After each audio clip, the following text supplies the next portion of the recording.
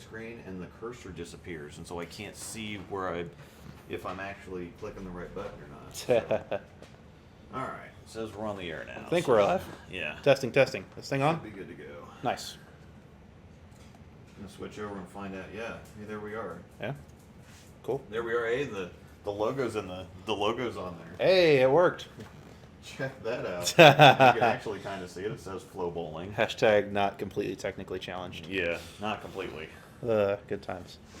All right, let us know if you can hear us here. I think I actually got the mic fixed. Bandit, you're worrying me, buddy. As long as it doesn't trip over that power cord in the back. Yeah. Or actually either of the cords. I mean, that's definitely going to happen at some point. Yeah, we'll figure it out. All right, we're gonna give it a minute for people to kind of filter in here. Yep. I'm James, by the way, for those of you yeah. from Discord who have seen my name but never seen my face. Yeah. So this is James. Everybody knows who I am. Bowling famous. Probably not everybody. And if you're here, they know. Have you ever seen more orange all in one place at the same time right here? I mean, you could be wearing orange shorts and orange shoes. I could be. I do have salmon. And throwing an MVP. I do have salmon shorts. Yeah. I'm going to be busting those out on Monday. Nice. Most important question to start, who's going to be moderating if James is in studio? Well, James actually has his own little moderation station. Yep. So I'll be trying to moderate as best as I can, but yeah. And at the same time, yeah, we're going to be here to hang out as a part of the stream. So yeah, we're going to be I guess Angel, if she's upstairs and hanging out, then her, I guess. Angel has been promoted for this stream. Promote her to stream manager. Yeah. Hopefully the buzz and the fuzz, or like the static or whatever, should be gone from the microphone. You should just hear the sweet dulcet tones of the duo here. Dulcet tones, man. Yeah. I got upgraded.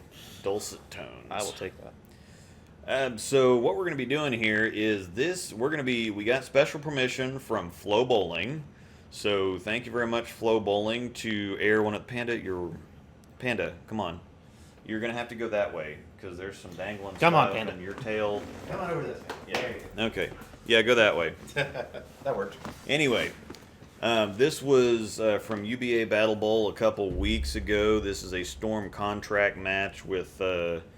Kniffen here and Dougieee Herron that were bowling against Kyle Troup and Pete Weber, which the first thing I want to, before we go any further, I find it hilarious that they spelled you guys' names right and completely butchered it was not close. PBA bowlers' names. That was kind of funny. I don't know if that was on purpose to be funny. Well, so they actually, I think there was like a highlights package they put together later on. And I think they had it, or they might have fixed it later in the match or something like that. I think it was just legitimate oversight. Okay. So, anyway, we got special permission from FloBowling to air this. It is behind their. You do have to be a member. This is one of the pro videos, so you have to be a member of FloBowling to watch this. We do have the link to FloBowling down in the description if you look in that, and we also have the link to this specific match. So if you already have FloBowling, you might want to go on ahead and pull that up in a different window and then, watch along with us if you don't want to kind of watch this. Yeah. Watch it on that. And if you don't have FloBowling, it'd be a really good idea to sign up for it because it's awesome. We just watched the finals of the Bear Open from last night or the night before, and then we watched the finals of the Illinois Open live tonight. Those were both a couple of great shows. I'm not going to spoil the results if you haven't seen them. Yeah. But I will say hashtag roll-offs and make your spares, kids. Yeah. So, spares win games, even if you're striking. We had a really nice afternoon watching FloBowling. So that we did. Really do like the content. Before we get started, while people are still rolling in here, I recently got, and I'll be making a video about these in a couple weeks, but I recently got the new 9HT boas. So I know you can't quite see them like right here, but they're kind of color shifting. If you get some light on them, you get some stuff at the right angle, they're all kind of chameleon looking. Plus this mesh breathes really well. I've had the original 9s, and he's got the 9s too, and they're super crazy comfortable, but they don't breathe very well. Yeah. This, I could actually feel the air going through the shoe as I'm walking. So these are very comfortable. Obviously not going to know about durability here for months and months. But or for you years and years. yeah, as we've established, I have like a little tiny crack in my original 9s, which are 5 years old. I think they're 5 years old. They might be 4 years old, but they have one of them has a little crack right there, and that's it. on the push-off sole. Is that right? Yeah, Okay. and so yeah, if I say something holds up forever, you really can't trust that. But if I say something's a piece of crap and it gave up on me in 6 months, you should not buy that because it's absolute. I think I'm probably a better stress tester than you are. Dog honestly. balls. So yeah, if they. I will say this though. I used to have a pair of the HT 9s as well. Mm-hmm. They breathe so well. Yeah. I think the leather ones are, at least in my experience, a little more durable. I had some fraying happen on some of the mesh parts on my HTs, but in terms of breathability and comfort, the HTs are unparalleled. Yeah, I can see daylight through the mesh here. So, and the other really cool thing is this BOA system where it's got the cords for the laces instead. So you click click this thing down, and then you just turn. And it tightens your laces up, and so then, it's high tech Velcro basically. Yeah, it's Velcro but cooler. Pretty much. So then when you want to take the shoes off, you just pop that back. You just pop the top back up and open the shoe back up, and it's ready to go. So these are very cool. I got these a couple days ago. Wore them for league last night, and then we went out and bowled a little bit today. Initial impressions are very good. Of course, again, I'm not going to know about durability, like in my case, for several years. Yeah. Initial impressions are very good. They look really nice too. In Yeah, person. they're really sharp. I don't know if it's coming through on camera, but even just sitting right here, the color phasing, like it's a little subtle in this particular light, but it still looks. It's a nice touch. So. All right. So. Let's see, we got a couple questions already. James, how do you feel just before your match play began? Did you feel any more anxious than any other tournament, or was it business as usual?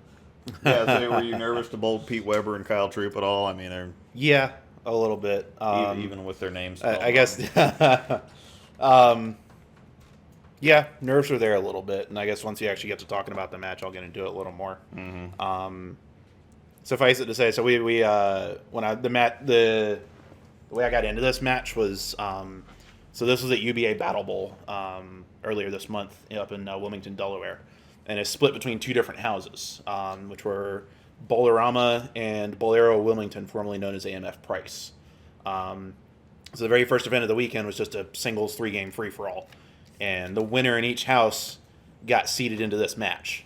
I won free-for-all at the other center, where the metagame is stand left, fling it at the 5 board, have a nice day. Yeah. Bowlerama, which is where this match was, very much not the case.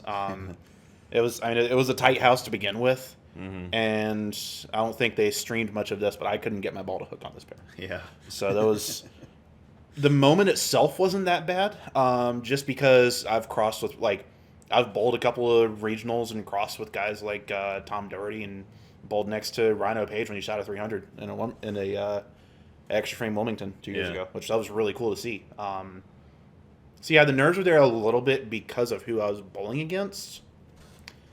I think they were more there just because out of nowhere I was bowling for a contract and my ball reaction was terrible. Yeah. So I was like, crap! I got to get this to hook.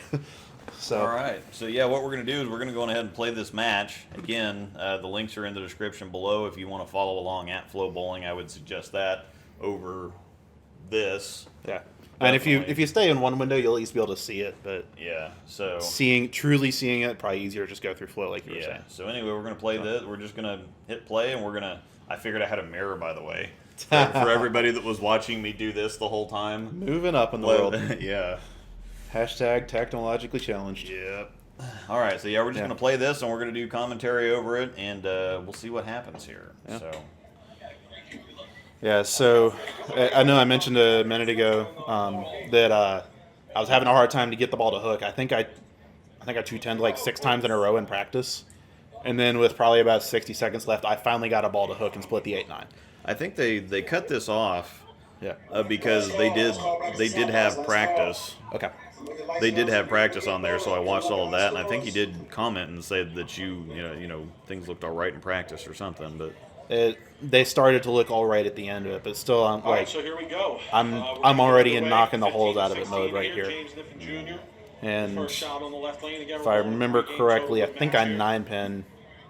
Yeah, I kind of grabbed that one up the lane a little bit and I 9-pin. So that's just overcompensation from trying to get the ball to hook. And then Troup right here. There's that. And that reaction right there, that summarizes the match in one shot right there. Is so Dougieee, aka Douglas Herron, lives up in the Northeast, I think, or somewhere in New Jersey. He's a part of the Northeast region of UBA. He is number one. He's done a lot to, I think, help grow, like, kind of revitalize action bowling up there. He's got a product called Dougieee Vision. It's basically goes out and live streams action bowling. He does it like multiple times a week, just whatever he can scrap up wherever he is, pretty much. But he's also, on top of that, he is also a trash talker extraordinaire, which I am the complete opposite of that. And so I actually went to talk to Dougieee before the match, and I was like, hey, I'm going to give this all I got, but I'm also not great at trash talking, so I'm just going to sit there and whack away and, give it all I got. And I know you're going to do the same, but you're going to have to talk for both of us, too. yeah, I was absolutely dying when he comes back and crotch chops me. And Yeah, that was response hilarious when he did that. Oh my god. Yeah. I kind of like trash talking. I don't do it a whole lot. Yeah. But I wouldn't have come back. There's no way you can come back and crotch chop me, whoever. I mean, who does that? Dougieee. Except Dougieee. Dougieee, that's who does that. Yeah, and you can already see, like, obviously we were trying to work to get the ball to hook, and I think at that point Kyle was throwing an idle pro to start the match. Pete just threw a halo vision right there. So, like, we're all doing, like, everything we can to get it to hook. And I guess, obviously I goosed it a little bit. Kyle threw his pretty good and it jumped. Pete threw his okay and it jumped. So, yeah, it was just, they were tough. And, like, it was a little difficult for me because with the gear I had with me, my physics and my phase 2 started early and puked. My shiny stuff wouldn't pick up. And so I was basically, I realized within about 3 minutes of practice that I had one ball I could throw. Yeah. And Idle pro. yeah, idle pro, which, dude, that ball, I actually drilled that 2 days before I drove up to Delaware. Yeah. And then I threw that for pretty much the entire time I was up there. Yeah, it was kind of a hectic deal trying to get one of those, trying to get a hold of one of those. Yeah. No, because I pinged you, 2 weeks before Battle Bowl? Yeah. And I was like, hey, any chance I can get an idle pro? And then find out the Friday before I drive up that the shipment got delayed coming out from Storm HQ. Yeah. And so I wasn't going to be able to get it in time. So I pinged a friend of mine who runs a pro shop near home. And he had one sitting on the shelf, and I called dibs on it and drove over there and picked it up. I drilled it up the night before I left, and I bowled pretty well pre-bowling on a tough pair at my home house, and then took it up to Battle Bowl and instantly shot 780 to win free for all. Yeah. So just All really, right, really so consistent. You're going to have to explain this. Edwin asks, no chipmunk voice, where's the real James? Oh, gosh. Edwin, I'll have to ask you to post a YouTube link to that in chat for an explanation. Some of my friends decided to say that I sound like a chipmunk, and so I sent him a video clip of me saying, do I sound like a chipmunk to you? And they raised the voice 2 octaves like Alvin and the Chipmunks. Yeah. So thanks for that, Edwin. Yeah. Any other questions coming through? Yeah. How much did Dougieee and his antics help or hurt this match? He's a handful, but he's funny. Oh, they absolutely helped. The FloBowling guy actually talked about this later on in the match. It's like trash talk, a little bit of trash talk. Oh yeah, I think Dougieee actually apologized to Pete for yelling right there, which was pretty funny. A little bit of trash talk, like you said, is pretty fun. Yeah. But Dougieee literally did not shut up for the entire match, aside from about 3 frames when he got something on his shoe.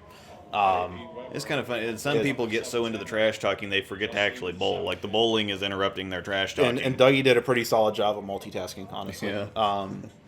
But yeah, no, Dougieee absolutely made a difference in that match, just because you can see like later on in the match, Kyle and Pete struggled a little bit, and you could see that Dougiee's antics, Dougiee's interactions with him were also kind of wearing on him a little bit. Yeah. So I mean, psychological warfare, yeah. But that's what the UBA is about. Like that's literally how it started. It was kind of bringing the trash talk and the action back into bowling.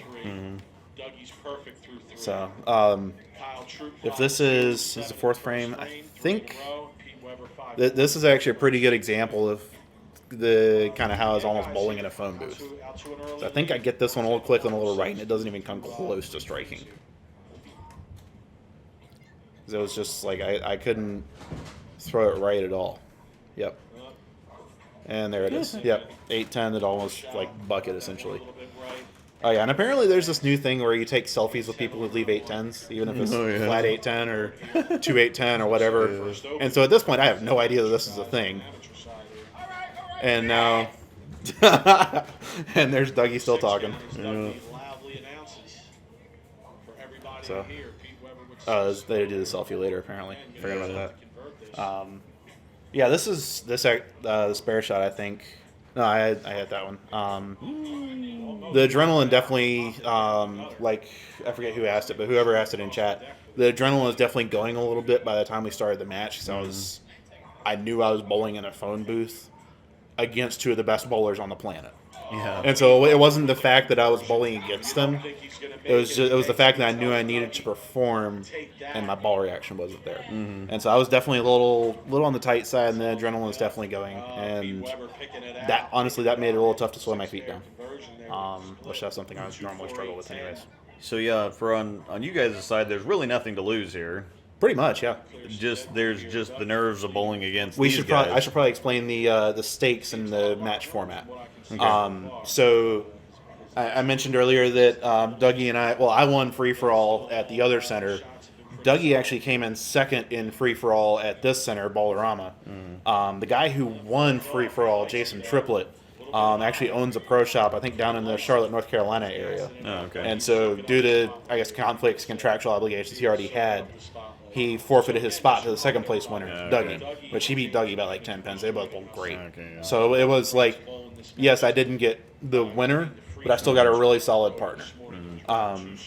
So the match format, the order we're bowling in actually was relevant to the match format. So if we beat them, if Dougieee and I beat Pete and Kyle, yeah, see that one there, I got it right, rolled it, but it's still 2-pinned and just rolled the 2-pin. So if Dougieee and I beat Kyle and Pete straight up doubles, the match was 3 games total pins. So if we beat them doubles, 3 games total pins, we both get storm contracts for a year. If I beat Kyle heads up, or if Dougieee beats Pete heads up, we each individually would be guaranteed a contract. So if we were to lose the match, but I still beat Kyle, then I get the contract and Dougieee doesn't. Okay. But like I said too, there's no downside. We're just it was a really cool opportunity to bowl against Kyle and Pete. If we win, we get contracts. If we don't, it's an awesome experience, and just try to have fun with it. Yeah. And now for them, I think part of the Dougieee trash talking is these guys. You're bowling on a house shot. I mean, that's kind of funny because it didn't look like a house shot at all. This pair was not a house shot. Bowling on a house shot. That pair was tough. And they're a couple of the best in the world, and they're probably looking at you guys go, we can't lose to these guys. I mean, we can't. Yeah, no, I mean, they have some pride. They don't have anything writing on it but pride, really, but still. But that pride is a thing, and I mean, that goes for both of them. Pete's obviously one of those battle-tested bowling competitors on the planet. Kyle is actually on a UBA team, I think King's Court. Last I heard, he's on King's Court, which is a team out of Charlotte. Because he lives down in Taylorsville, which is pretty close to there. So I mean, Kyle's kind of been around the culture a decent amount, so he kind of knows what he's into with this. But yeah, they were like Pete and Kyle were not messing around the whole time. Like they were still giving it all they got. Yeah, I'm sure. So, and this one, trying to respond. Does he respond? Oh, yeah, look at that. Yeah. All over the place. Yeah. Shred the rack. That was actually probably one of the better shots I threw all day, honestly. Yeah, just kind of. I think after I went 8-10 and then rolled the 2-pin, I'm just like, okay, I just gotta. That kind of reinforced. I just had to shut it down and keep it in front of me. Yeah. And try and minimize my misses where I dump it right. With another solid strike to give him a double. So just to remind everybody out there watching, if James and Dougie win this doubles 780. match straight up, total wood for 3 games, they will win. I mean, I came in cold after driving 8 hours the day before and shot. I think I threw 20 of the last 21 to shoot 780. So yeah, that's really terrible. My bad. Yeah. I didn't point out the new chair. Yeah, somebody asked about the new chair. Yeah. It's all it's obnoxiously pink. And it fits you perfectly. Yeah.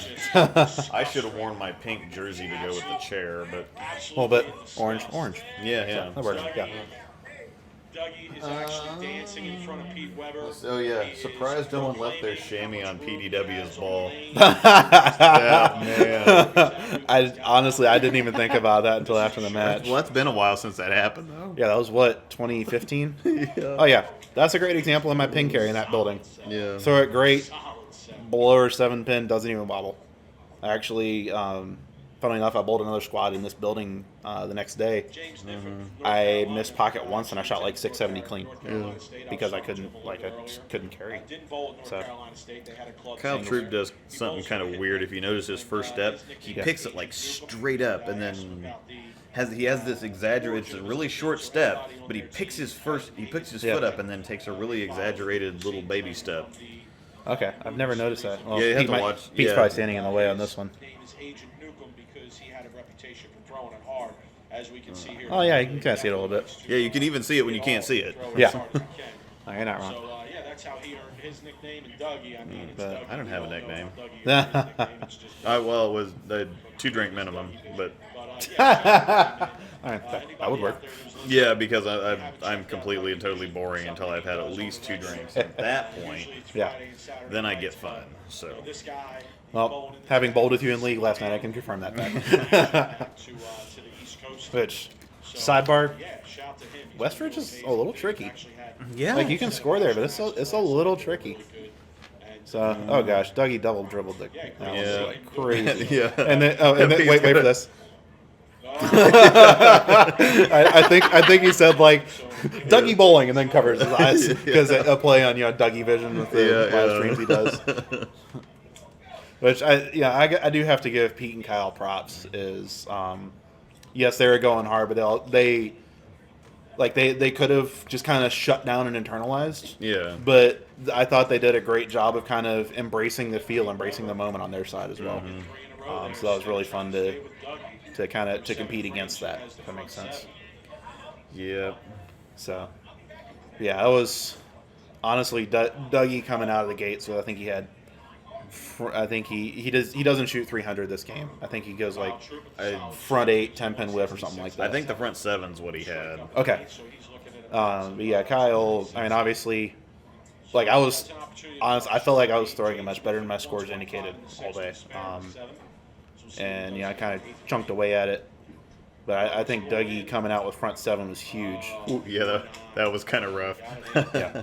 That one was, I think that was a little bit of kind of overcompensation, like making sure to roll it, get it to the spot. And that was the first time I really saw transition from Kyle being, an arrow and a half left of me? Yeah. Is I got that one up the lane just a pinch and it sparked like 5 feet early. Yeah, and those, I mean, that was stone. Like, those didn't even flinch, budge, nothing. It was just 8 straight back. Yeah. Yeah, and not twisters in this building, but pins do tend to fly around a little bit. So. All right, any other questions? Were you guys, Just a reminder to everybody watching. can't post a link on this chat. Oh, yeah. Yeah, it doesn't let you post a link on YouTube for some reason. Womp womp. There is Were we able to hear the guys announcing? No, not directly. So they were sitting at a table probably about 10, 15 feet behind the settee area. Honestly, I was kind of, I do this when I bowl a lot anyways. I was kind of just staying within myself and not really interacting at all with what was around me aside from Pete, Kyle, and Dougie. So They were there, and I think Dougieee and Pete both would go over and talk to the guys on the microphone a couple times. I couldn't hear them, so no, I could not hear the GPS line, although I was honestly pretty accurate when he said that. His streak ends there, front 7, leaves the So, flat 10. yeah, and I don't know why Dougieee didn't have a spare ball with him for like the entire weekend. Oh yeah. And so he's actually, I think he's using, I think he's using like I think it was like an Edge Solid or something like the purple Edge Solid from Brunswick to shoot his spares, which doesn't work very well right there because it pops out. Close call for Dougieee. Yeah. Yeah, that actually went in the gutter and popped out. You couldn't see it on stream. But yeah, it was definitely a little bit of an experience to see. But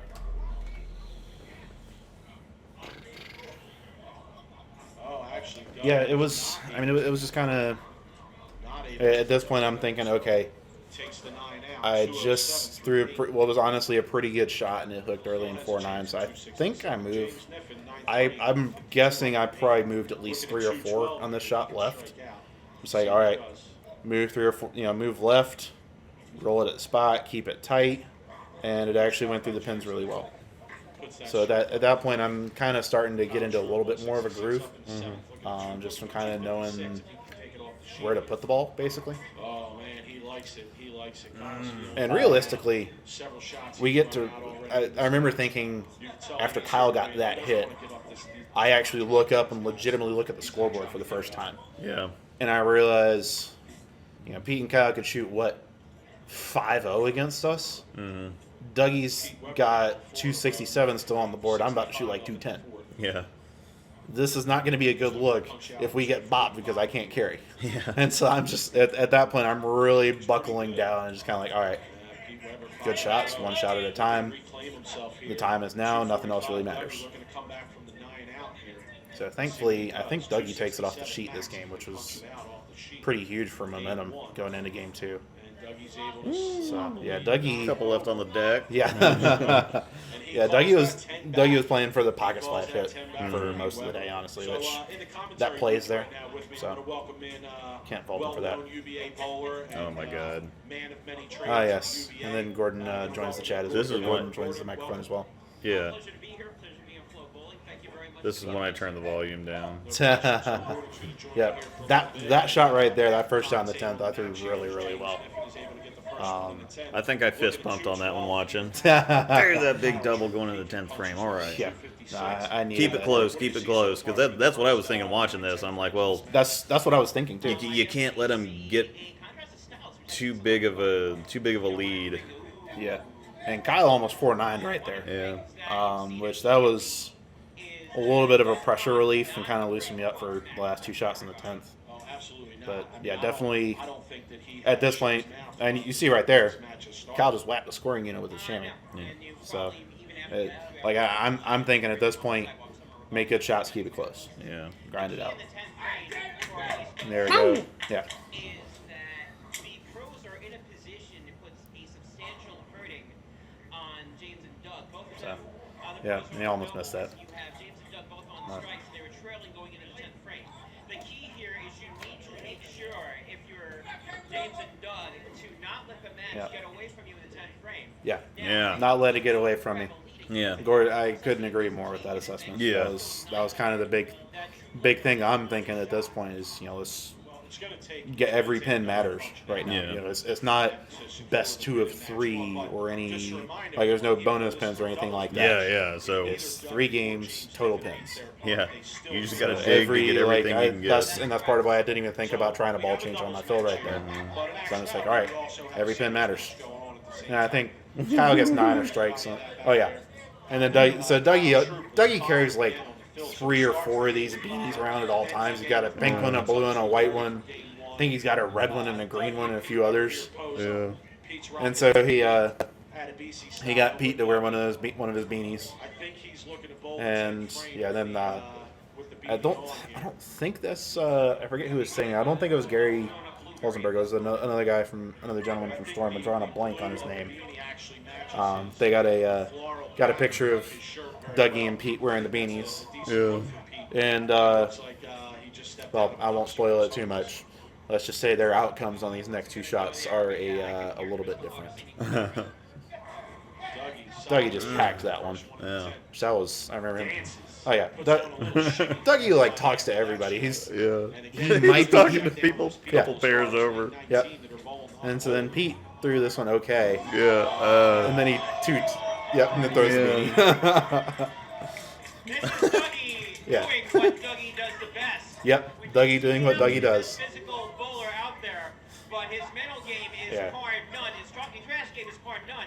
And this is also a little message to Pete Weber. Welcome to the UBA. Yep. And if they're gonna Welcome win, to the it's not UBA, gonna be indeed. If they're going to win, Mr. Troup and Mr. Weber's mental game has got to be a lot better than what they've shown so far in game 1. Yeah, so that shot right there is honestly huge for momentum as well. Oh yeah. Because you look at the scoreboard, that takes Pete from shooting 245 to shooting what, like 208, 210, somewhere in that range. Yeah. So you guys And so that actually took us from losing the first game to up after the first game. and up a decent amount too. Yeah, that's what. Because that's 79 to 38. So yeah, you're up 41 sticks. Yeah. When you were actually down in the 9th frame. Yeah. So in one frame. Oh, that's right. I forgot Kyle. I think Kyle Greek churched on his fill. I forgot about that. So. And this is game 1. However, it's only 41. And you can make that up really quickly. Only 41. But it's a momentum 41. As cheesy as that sounds. Well, and 41 sounds like a big number when you're bowling, people at league or whatever. Yeah. But when you're bowling pros, that evaporates, and that can evaporate. Yep. In like 3 or 4 frames. Yeah, and there's a couple ebbs and flows. You mentioned on just in a few frames. Yeah. I think the second game, it disappeared and then reappeared. Yeah, because By then some. Yeah, Dougieee Dougieee was 6 like frames. he had like what 50 in the 4th frame or something No, like I that. had 50 in the 4th frame. Oh, okay. I was gonna say it didn't. I think I marked once in the first 4 frames. Because this was, the comment I mentioned earlier about adrenaline.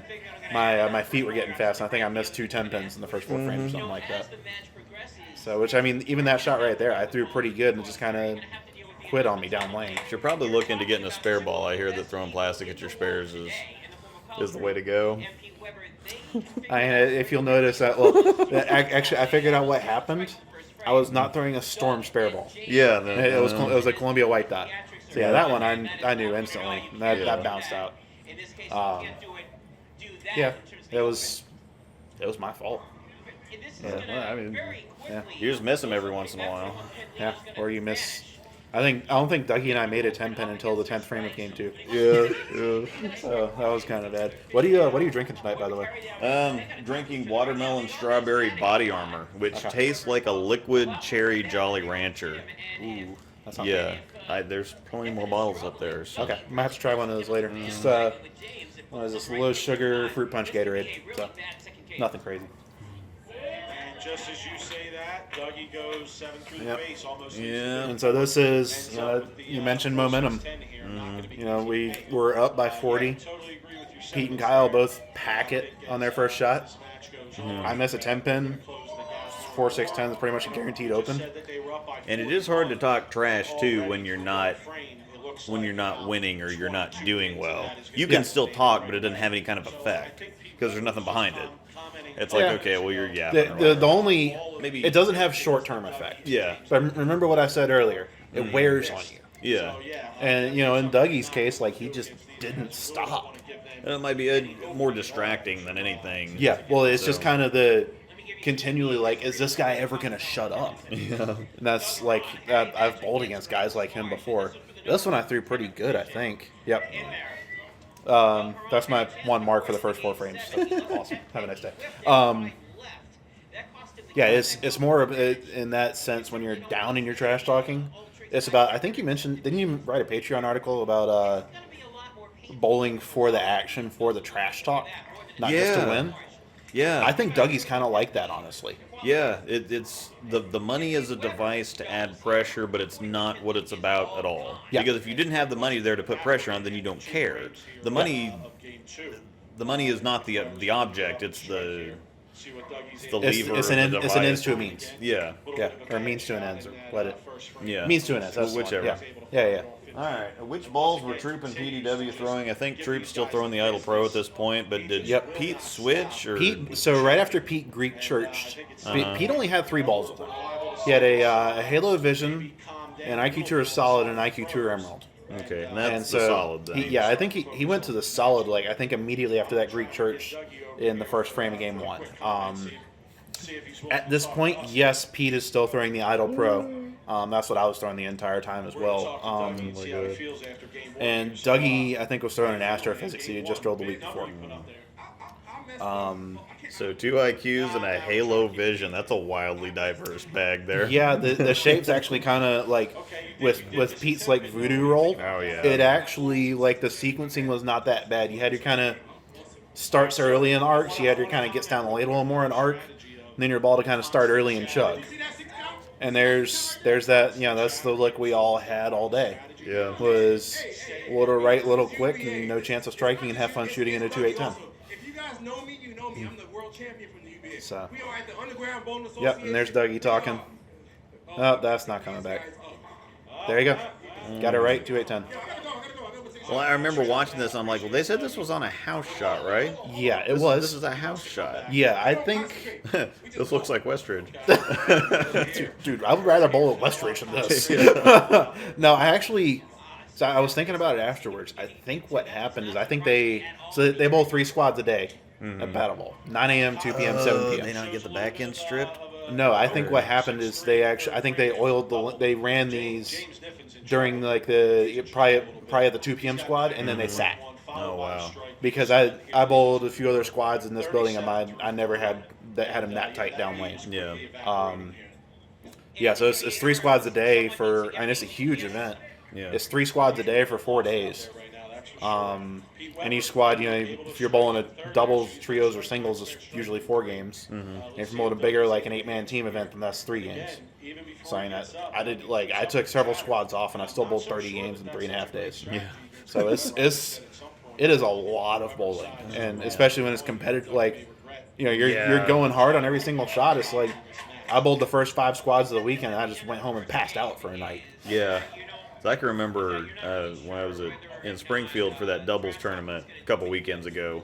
We bowled 14 games Saturday because we bowled the 7 games for A squad and the 7 games for C squad. Yep. I bowled 20 or 25 games in a day, and started to kind of slow down towards the end. But when it's that intense and when there's that much focus, it's more mentally draining than physically draining. But at the same time, you're throwing more shots. When you're mentally drained, that also feeds into the physical. It does, actually, believe it or not. It sounds weird, but yeah, I think by the time we got to game 5, 6, and especially when I knew that we were out of it towards the end of the week, you just kind of get gassed out, and you just kind of want to close out and finish it. Yeah. Struggling in the beginning of this game too, as we discussed. So this shot right here, this was a pretty formative shot for me. Because the FloBowling guy made the comment, and he caught this accurately, that after having a couple of shots that didn't make it up the hill, I knew that I needed to just like jump left and throw it as slow as I could. So I think I literally moved 5 or 6. Okay, so there we go. There's the 8-10 cam. So Gordon, this was one of the good points Gordon made, and this was something that kind of wasn't really explained properly, or the commentators didn't know this. But I knew Dougieee was a pretty a solid bowler, and that he had a really good look in that building. Yeah. And so my thinking going into the match is we don't need to communicate a whole lot, because from a technical perspective, I got a lot of love for Dougieee, but from a bowling IQ perspective, I outrank him by a lot. And so I was just like, I'm just going to chunk away, do my thing. You chunk away, do your thing. Let's see how we end up. And so, yeah, Dougieee and I were not talking very much. But at the same time, I kind of knew that Dougieee was doing his own bowling, and the trash talking, I kind of figured he wouldn't be able to, I say this not to be insulting, but I knew that Dougieee wouldn't be able to help me a whole lot with getting lined up, figuring out what to do. Yeah. Well, does that make sense? Yeah. Well, there's some people like that know what they're doing. They have that bowling sense. Yeah. They understand what they need to do to get the pins down. But as far as when you're trying to communicate, what are you doing? What do you look? I don't know. Yeah. I'm knocking the pins down, and Yeah. that's a skill all in itself. But some people aren't very technical; they can't explain it. They're not aiming at anything per se. Yeah, and that's Doug. He's one of the non-technical people. Yeah. So, so yeah, after I think so, I 8-10 in the last frame. I was in a 2-8-10 breakup, and so right there, I jump another 3 or 4 left.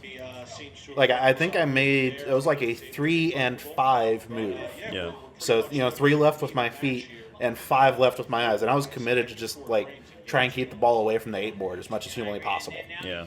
And so at that point, I'm really trying to just gear down.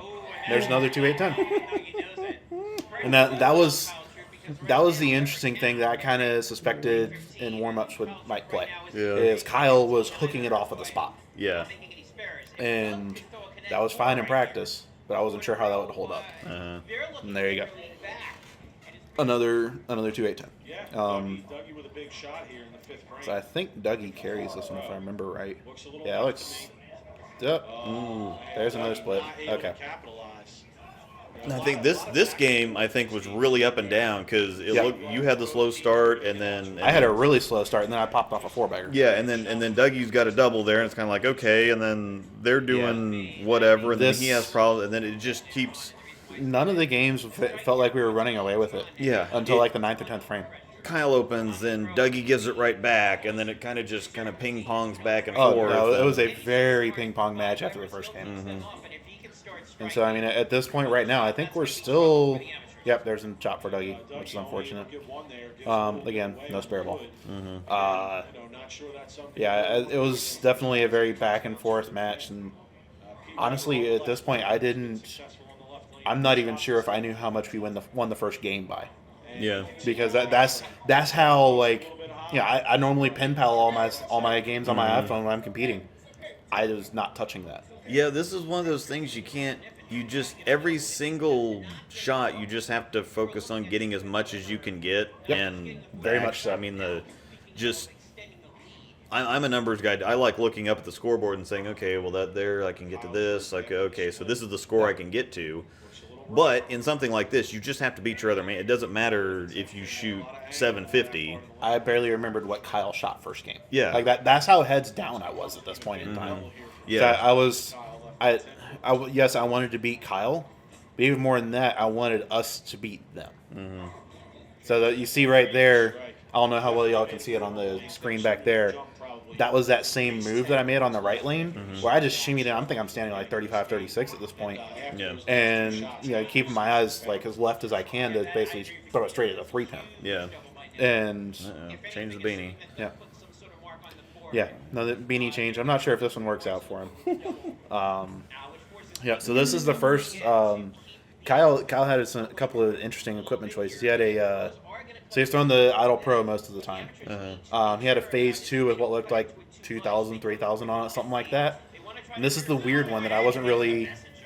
Oh yeah, Dougieee messengered out another 10-pin right there, which is fantastic. But yeah, the hat switch did pay off in that one.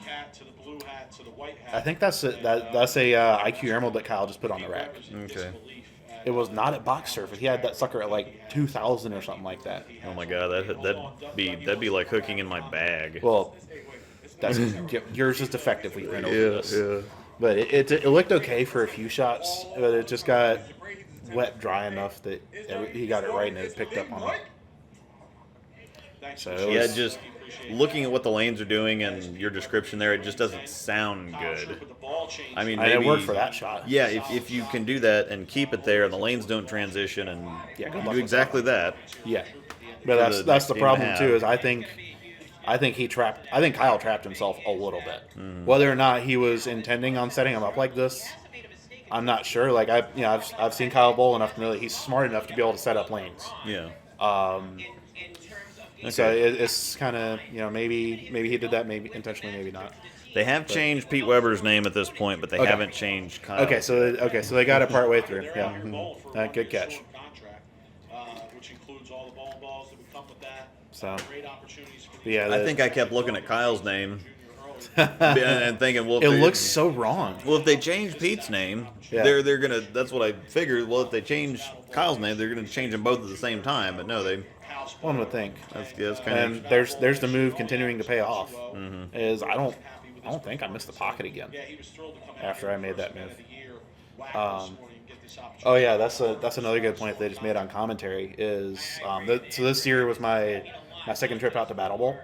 My first time was last year, where I think I bowled 19 games. I missed 4 makeables and averaged 207. Yeah. And that's, for those of you on the stream who don't know, I averaged like 230 on house shot. So it's like my spare shooting was there, and I just couldn't buy a strike to save my life. And so that was kind of a motivating factor for a lot of the work I put in over the last year. Is like, I'm better than I am better than this. This being Battle Bowl 2018. Yeah. And so then I come out, I put in all the work, come in kind of a revamped, revitalized arsenal, a lot more knowledge, and I win a singles event out of the gate, get a chance to bowl for a storm contract. And that's about as big of a redemption arc as you can get. Yeah. So even coming into this match, I was kind of like feeling kind of validated, for lack of a better word, just because of the work I put in. Oh yeah, that was a nice try. Pete wrapped a 2 around a 10 on that spare attempt. So. Yeah, no, Kerry was. This was a very tough. Yes, it's house shot, but you saw me last night at Westridge grinding out 660. Yeah. When pin carry was there. House shots can be tough sometimes. So. Let's see. Oh hey Chris, how's it going? Let's see. Aaron, thinking on move left a lot or move left a little and ball change. I'm gonna guess that's in the context of this match. I think early on I was thinking I was in the right zone, and so in that case, if I had 4-pin or something, it's probably just give me a small incremental move. But then if you look at the transition from the 4th to the 5th frame, I threw a pretty good shot. And after all the moves and everything else, it still didn't make it up the hill. And so I knew a bigger change was needed. And sometimes when you're trying to adjust shape, you have to move left or right to allow you to change that shape. Oh, absolutely. With the same ball. And so there's a lot of times where people will just move left or right based on, well, the ball hooked too much, and so I'm going to move left. Yep. But there's sometimes when it's just not quite coming in right, it's not quite finishing right, and there's sometimes where it's coming up a little bit light, and you actually move left to allow you to change the shape into the pocket. I actually had a couple shots like that in this match, where I think actually one of those might be on this next shot right here, if I remember correctly. Is I throw a pretty dang good shot, and the ball, you can kind of see it picks up early, and leaves kind of a weak wrap 10-pin. And then I move another 2 or 3 and just roll it more, and back in the pocket and back in business at that point. Although actually, no wait, I 9-spray to finish this game, so that doesn't count. It's I don't know. I guess I don't know what your thoughts are on this, Luke, but it's all about bowling is just a lot of really really educated guessing. So that's where a lot of it comes into play is knowing your gear, how responsive the ball you're throwing, that impacts what your moves are. Yeah. Who else is on your pair? Knowing that Kyle started an arrow and a half left of me, I know my moves are going to be bigger. And I was telling one of my bowlers on my scratch league that I drafted is 19 or 20 or something, and I was telling him the other day, I'm like, well, watch, because he was talking about, well, the ball's sneaking up on me a little bit, and I'm like, okay, well, he's like, should I just move a couple left? Or I'm like, well, you have to watch, so-and-so's already a couple left of you. And so if you move a couple left, you're moving into his catching up track. to them. Yeah. You're moving into his track. So you're going to need to probably move 4 because he's going to he's experiencing the same thing that you are, 2 boards further left than what you are right here. Go another 4 or 5, get around him, get ahead of it. Yeah. So he needs to move 2 also. And so I would say you just move 4. Yep. And it'll work out. And he kind of looked at me, and I'm like, okay. And then he lets go of the ball, and I know it's perfect off of his hand. And he comes back, he's like, wow, that hooked. I'm like, yeah. Yeah, that's what it can kind of develop to sometimes. And I know you, I think you talked about this some after you bowled the U.S. Open PTQ last year. Is like there's especially on tougher stuff sometimes, there can be a slot that builds up. And if you get in the right spot to throw it into that slot, then they get really, really open. But if you aren't, then it just feels like you're in a phone booth. Yeah. He just got the 10 pin out on lane 16 the last time. So, He just I think he makes this one. Yes, he does. Okay. There we go. So at this point, barely able. you're both ahead here. Just Yeah. Dougieee just a little bit. You got a little bit bigger lead here. Now if Kyle Well, maxes, we're ahead in the game. But because keep in mind, matches are just 3 pins total games. So I think Yeah. Dougie's still definitely up because he beat Pete by like 50. yeah, I am down to Kyle by probably 15-ish at this point. And so I go 10 pin, 10 pin. And then I think... yeah, you were down 18. He shot 230. You shot 212 the That's first right, game. yeah. So you were down 18. So at this point, yeah, Kyle can strike out and still be Yeah. a decent amount ahead of you. So at this point, you're hoping let's keep the team thing going. Yeah, Let's exactly. keep And the team I thing was going. always team focused throughout this entire thing.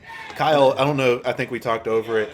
Kyle had an absolutely hilarious line after I left that 10 pin. Because, Dougieee just made our first 10 pin of the match in game 2, frame 9. And so I had 10 pin right there. And Kyle turns around and yells, "Get your 50-50 tickets here." Yeah. I about lost it. And then, I had no choice at that point but to double tap it. Yeah. So I did. So I think here, I grabbed my Astro, tried that on a FlowBall. It looked terrible. So, yeah, and there's the Dougieee effect coming back into play of him him talking, and you can. It sounds cheesy, but the relentlessness of it, like no matter what he was doing, because he made it about you. Yeah. There you go. So It just takes you out of your thought process. very much so. Sometimes. Yeah, and that's the power of talking like that. So so I get 192. Clean the last 8 frames. That honestly, that 4-bagger that popped off was and I honestly think Pete missing that 210. Those two combined, I think the whole match hinges on that. On those two, and Dougiee's 7-bagger to start game 1. Yeah. If I had to peg 3 instances, those are the 3 that actually made a substantial difference in the match. Yeah. So at this point, I'm pretty much even with Kyle. Dougiee's queued up to be plus 40-ish on Pete. So I think we won the first game by 40-ish. I think we came out pretty close to even on this game.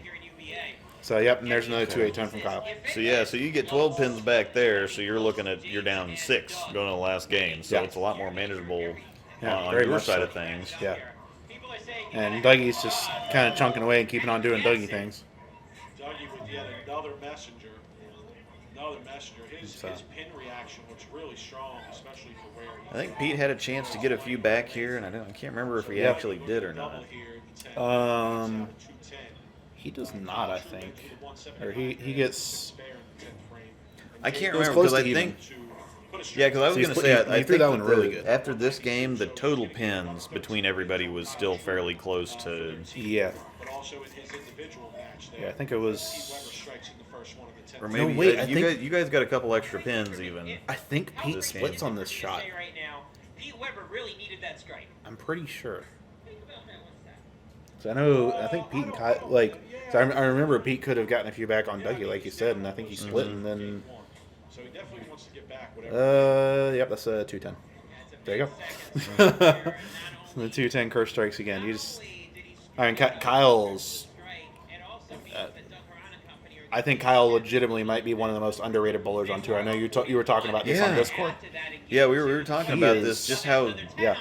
it seems like when he shows up, it's like, oh, Kyle Troup, he's fun. I want to watch Kyle Yeah. Troup. So- but you don't. Pete actually gives up count on this, by the way, and doesn't even shoot at spare. I think he tries his halo again. Sorry, go ahead. But yeah, about Kyle Troup, you just get so used to seeing him on TV that you kind of forget that he had to earn his way there, number one, and just realize how good he is because he's got the fro, he's got the clothes, he does kind of have that UBA kind of swagger attitude. Oh yeah, when absolutely. He's on. So he's just fun. Whenever Kyle's on TV, it's just fun. It kind of zones me out sometimes when I'm just like, well, he's on TV a lot, and he's earning his way He's there. getting on TV a lot. And he's there because he's that good. And it's just Very when, much when you so. watch Belmo, you're left with that kind of. For me, when I watch Belmo or like Norm Duke, and you're left with kind of that Wes. awe. Yeah. Yeah. It's kind of that just you're in awe just kind of watching him, and Kyle's more the type of guy that you like to bowl something like this with. Yeah, absolutely. But I mean, I'm sitting there kind of like, and you mentioned like you forget that he's a really good bowler. Mm-hmm. I'm being reminded of this right now because every time I miss right, I 210. Yeah. And I mean, it's not the case at this point. But Kyle was hooking, like, splitting the 8-9 for 4 boards right of me at the break point. Yeah. And setting it down 3 arrows left. Yep, there's another 4-9. Yeah. So I think I just move another 2 or 3 and just throw it as slow as I can after this. Just because I think at that point I'm still catching the early friction from when Kyle started in there. Yeah. And Kyle had a very rough third game. If I remember right, I think he shot like 170 and split like 4 times in a row or something like that. Yeah, this pair started out not easy and got really choppy by the end of it. And I gotta and call me a shill, call me a sellout if you want. That Idle Pro bailed me out of this completely because it was enough motion to let me move left and kind of roll it and know that it's going to come back. But it was controlled enough to where my pocket misses were basically I was playing the lanes wrong more than anything else.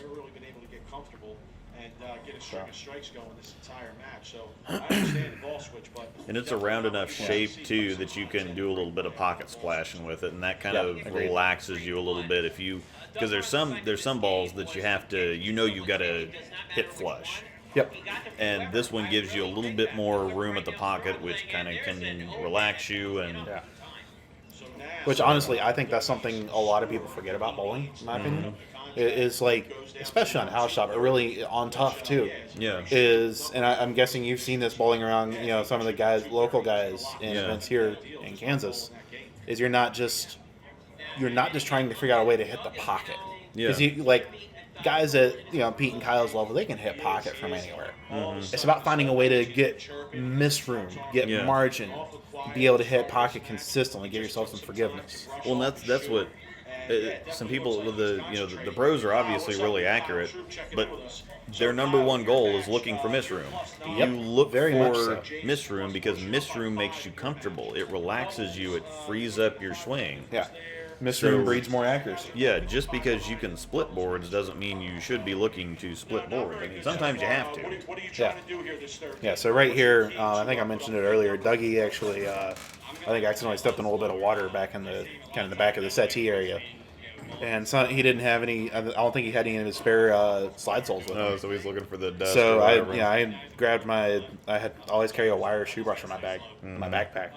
And so I grabbed that, and so that's why as Dougie's kind of tinkering with his feet, and I think he doesn't- for this whole for the next several frames. for the next he's- 3 or 4 frames, and so he's just trying to get that dried off. Okay, absolutely. And so he kind of popped out of that one, and yeah. he totally bailed on it, but that was Flag the head pin. Yeah, you can't he slide, just and shot what are you that. supposed to do? Yeah. Uh-oh, just got a lot of time. Yeah. All right, let's go. But I think I remember Anthony Simonson was on a TV show 8 or 9 months ago, and he came back on one. I think the word here is uncomfortable. Yeah, that is So or like what was it? I think it was the World Championship show the year EJ won it, and 3 shots into his Simo's opening match, he's like 15 minutes of practice for nothing. yeah. It's just kind of like sitting there and knowing you got nothing, and you're trying everything you can think of, and nothing's working. Speaking of Simonson, they have that kind of featurette, that movie or whatever on Simonson on FlowBowling on September 4th. I think it's 11. I think it's premiering at 11 a.m. I think the 4th 11 is, your time. Oh, okay. Which 11 12 p.m. 11 Eastern, noon. which is real time zone. So, Yeah, the real time. Yeah, okay. Yeah. 11, 12 Central. So Or Kyle no, start this 11. shot right here. Kyle threw that shot really, really, really good, and it went about 4 feet too long, and he 7-pinned. Yeah. That shot right there, that's where the Kyle Troup fry out starts. And this, I think I throw this pretty good. Yep, there you go.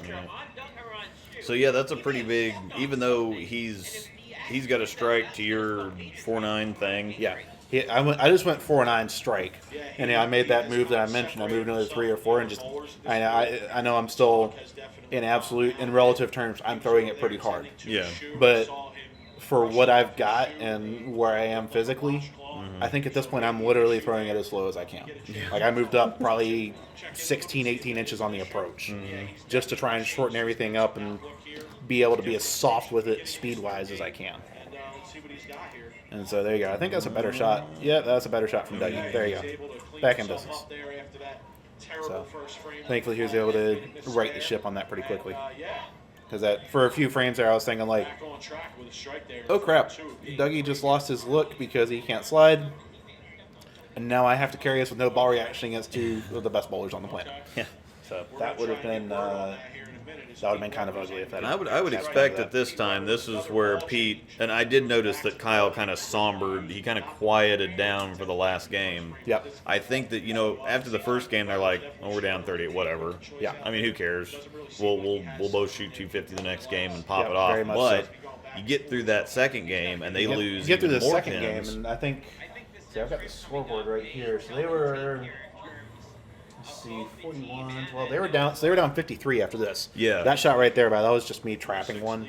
Just Yeah. again because I'm maxing out my rev rate. I'm low of my comfortable range on ball speed, and I'm kind of trying to play in and keep it tight.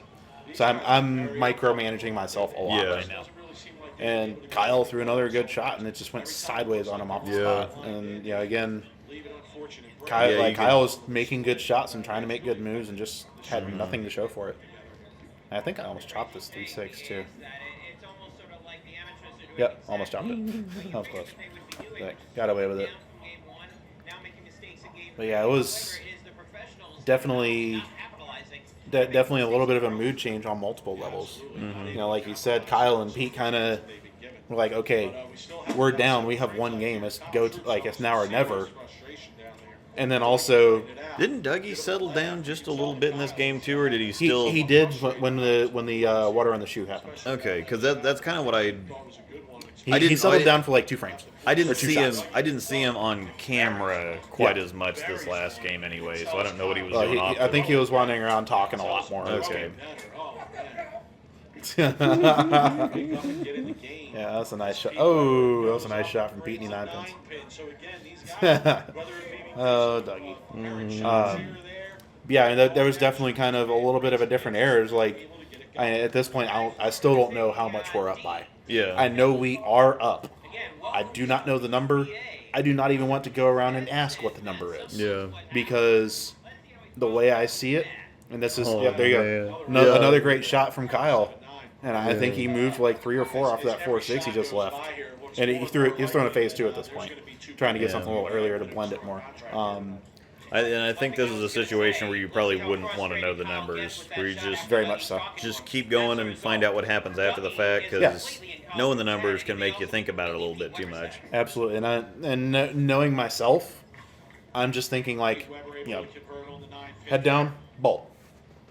Put everything, like you mentioned about bowling in like Springfield, that was a nice spare. I'm thinking every shot has to be my best.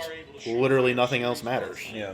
And just kind of keep my head down, chunk away, and hope for the best. Like I knew we were up by a somewhat decent amount. I don't think I knew we won until like the 9th or 10th frame. Yeah. So that was a nice shot right there. Flush strike, boom, back in business. And we are here. It's UBA. Anything we missed? Noah, I averaged 145 in my league with a roto winner, looking for another ball that's much quicker off the dry and is stronger. What do you think? Which is weird because, yeah, like Aaron A says down here, the winner's pretty quick on friction. Yeah. It wasn't so much, that's the thing, is it was kind of over-under for me because it didn't do much at all in oil, but it was pretty quick on friction. Well, So that would, even my MVP does the same thing. yeah. Cleaning friction, cleaning oil, and just flies on the friction. And the margin of error But, for both Pete and Kyle is starting to turn into 0, except Dougieee may have Yeah.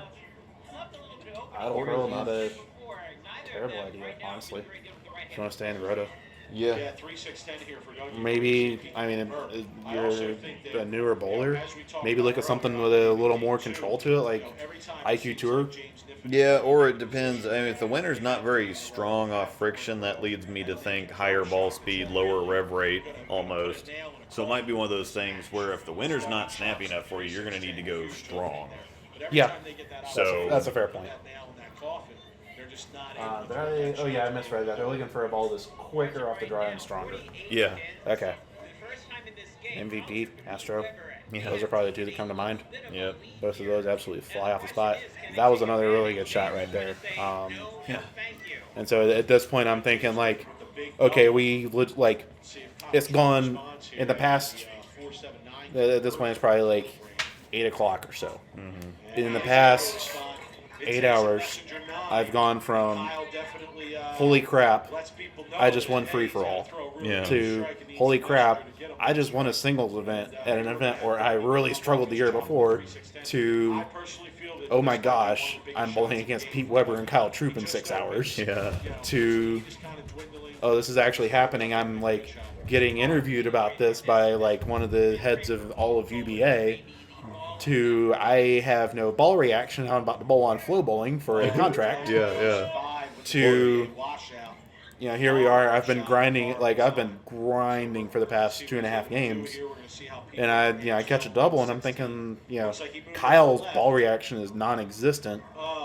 Pete leaves. That's actually very. So remember when Prather 410 yeah. on the what was it, the Chameleon? It was the Yeah. Scorpion show. Exact same hit right there. It just Pete's ball just kind of fluttered a little bit and just kind of hit like a wet paper towel. Yeah, well, that's the other thing too. Is besides bowling against these guys, you're on FloBowling. It's not like you're just even on YouTube or something. It's not like you're on the UBA YouTube channel or something. You're on FloBowling, Which is like it was an awesome. It was awesome to have the partnerships because Flo actually came out and covered. I think so. Bolorama is actually a really big center. I think it's 62 lanes straight across, and Flo covered like the entire middle half of the center. And they actually, if you go back in the archives, if you're a pro subscriber, you can actually go back in the archives and see, like you can go back and see streams from all the pairs they covered for all day of all 4 days of the tournament.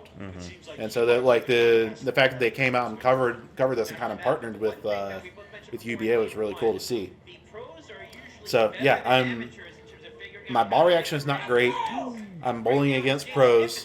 I'm on FloBowling. I'm bowling for a contract. Yeah. So all of that is combined to like, oh my goodness. And like I think I got 2 10s. Yep. Yeah. Yep. Yeah, because I mean, So easy to call. and see, this is the point where I would feel bad trash talking. Look at Kyle. Look at I Kyle's know. body language right there. Yeah, he's got a And this is the point where he's a real trash talker, because at this point I would kind of feel bad for Kyle and I'd probably back off a little bit. Yeah. But that's when you absolutely need to That's when you just step on the throat. hammer down, That's step when on you them, need. Yeah. You need to kick them while they're down. and then Dougieee trips a 6-pin. Yeah. I think at that point, after this Kyle happens, throws back up at this actually. Yeah. And then gets so he loses count. So where Kyle is either through the nose or barely hitting the head pin. Yeah, Kyle just went 4-6, 4-7-9. I forget what he did on the right lane. Did he struck? No. Yeah, he struck on the right lane. Yeah. And then 2-8-10 on the left lane. It's at this point right here And where then where I'm like, this is over. And then Dougieee grabs me and pulls me in front of the camera and is Yeah. like, let's talk to the camera. And I'm like, I have no idea what you're doing right now. Yeah. So I'm just sitting here, I'm like, yeah, doing everything but looking at the camera. We're I like, didn't know what he was. What's over here? What? Yeah, exactly. I had no idea what was going on. this frame, if this, I think this is when I kind of knew that it was over. Is this frame right here, if I remember right. I think Kyle 710s. It's a pretty good shot. Yep, there's the blower 710. Yeah. So Kyle left that. That's now his 4th split in the last 5 frames. Yeah. And I'm thinking, like, okay, I have a decent look. I am going to step up and peer this. Yeah. Wait for it, 10 back. Yeah. Right there. That was when I kind of knew it was over. Yeah. And I'm not even sure why Kyle didn't even, like, Kyle was pretty fried at that point. I'm guessing that's why he didn't shoot at that. I was surprised to see him give it up, though. I feel like the tide has turned here. And this is one of these games for Kyle. It's like you're watching it happen. If it happens to you, which it happens to all of us, but it's like you're watching this game, going, "How is this happening?" Like making shots, making adjustments, and it just goes all wrong, and it's hard to justify to yourself. It's like, am I really any good if this is? And sometimes it happens to the best in the world. So, Yeah, very much so. I mean, that's like it goes back to the educated guessing thing, like you were saying. It's like majority of the time, this should work, and if it's not working, there's something going on that's just. then I mean this, like I. If Dougieee perhaps gives him an opportunity here. How do I say this? Pete and Kyle are both better bowlers than I am. I have zero problem admitting that. I also understand, and this is just a factor of any type of match play situation. Oh yeah. Anybody can beat anybody on any given day. Yeah. As cheesy as that sounds, it's 100% true. It's that, and then the taking it one shot at a time, which is absolutely accurate. Bang it to him right there. Plus me. He just gave him the inspiration to strike. But- Pete, what do you think about Dougie's approach to this match out? Oh yeah, this is pretty funny. Oh, I think he's having a lot of fun, but I also think he's like full of crap. Yeah, so they get Pete on mic, and he says, I don't know if you can hear it in the stream. Pete says, well, I think Dougie's having a lot of fun, but I also think he's full of crap. Yeah. And so there we go. I made another 10 pin. Thank you very much. Yeah. And Oh yeah, kick it leave back. it out right there. in front of that pocket. Dougieee Weber So, is how Make- the GOAT would like to be referred to. From Yeah, so it was. and a lot of fun. Yeah, it was a lot. It was a really fun match, though. So at this point, like, I still don't the way the scoring system works. So you can only see like current game pinfalls. You can't go back and see what you got in previous games. Yeah, where they are right now, not without like jumping into the scoring system and paging through like 4 menus. So I'm like, okay, I think we're up. I'm pretty sure we're about to win. I think, Yeah, and I'm not sure. but I'm still gonna keep going. Many Yeah. people in the bowling world in the Northeast are going to hear the end of this. There we go. I got Oh that. no, they're not going to hear from Dougieee. Why would it If filter anything, that this out? is I don't know. another Whatever. shot from the UBA Yeah. to the PBA. The Oh, UBA boy. is always So this, they actually raised the FloBowling guys and raised a little bit of a point that I both understand and I take issue with a little bit. They made the point that, would this happen again if we were bowling on a pattern Yeah. rather than there you go. If we bowl on a pattern, is it a different outcome? And yes, they are better bowlers than I am. They see sport patterns a lot more than I do. So I mean, if we bowl on the dead flat U.S. Open shot, Yeah. they're probably gonna wipe the floor with me. Yeah. But at the same time, that's not. That wasn't the it's- situation. That wasn't Yeah, the exactly. situation. This match is Yeah, 3 this was- games, total pins on house shot. Yeah. And that, you can say whatever you want about, the lanes didn't work for me today, I couldn't get lined up, yada, yada. You're all competing on the same thing. Yeah. And You that's can only, and you can only tackle what's in front of you. very much so. So- Yeah. I think the fact that, you're bowling the UBA bowl, the pros are coming in, they're bowling the UBA bowlers. Yeah, so at this point, I'm thinking, after Kyle 710 and I struck, and there's a 9 pin. Yep. That's Kyle's day in a nutshell right there. And just look at Kyle's reaction. Yeah. And so I'm thinking at this point, let's grind fill frames and we should be able to win this.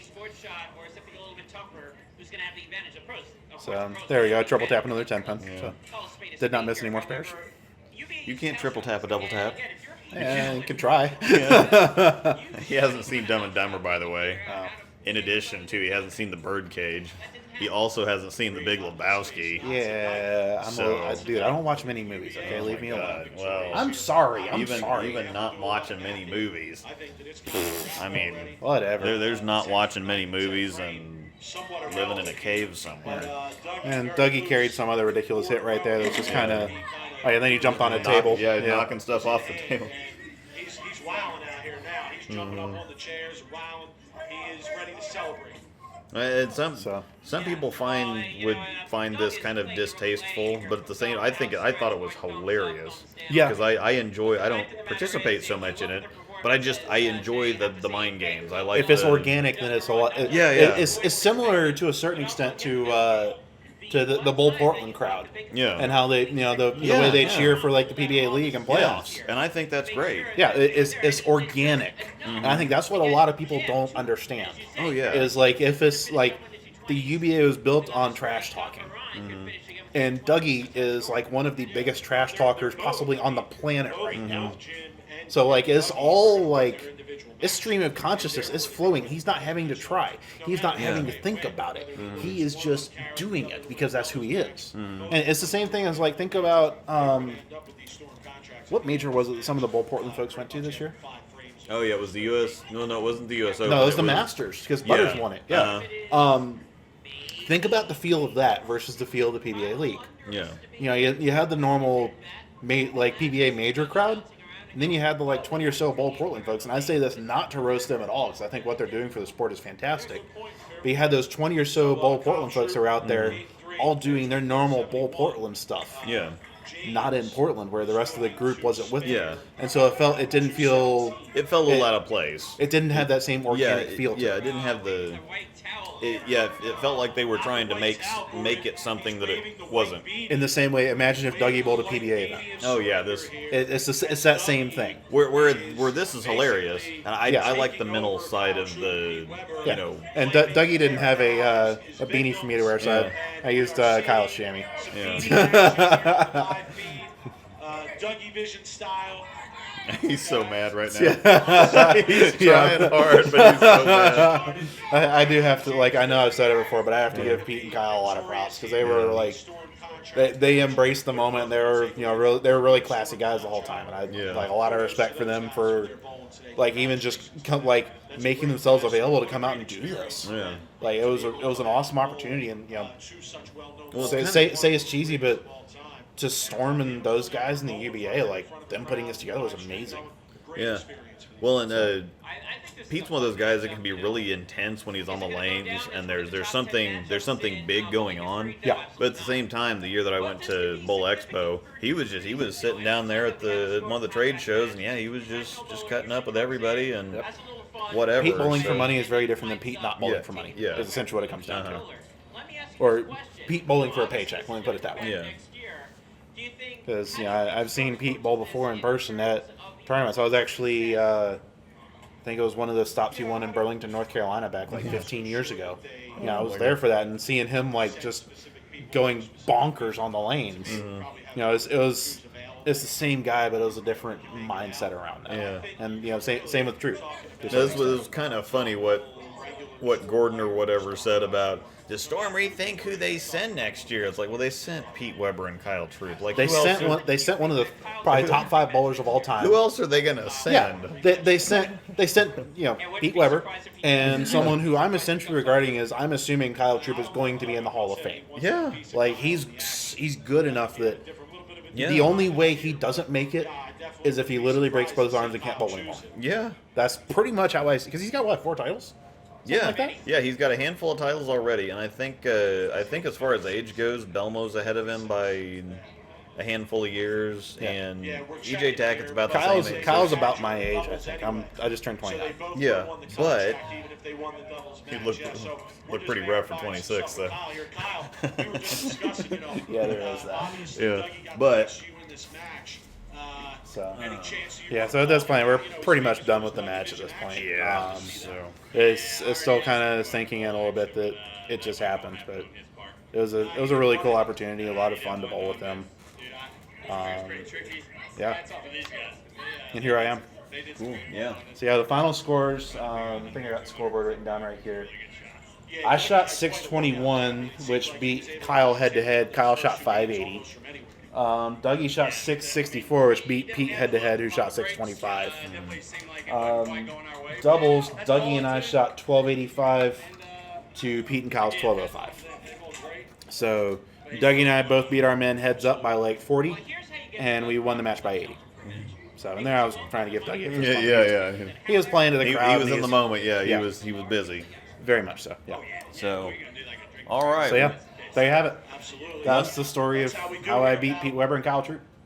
Yeah. So once again, FloBowling. Yes, FlowBowling is awesome.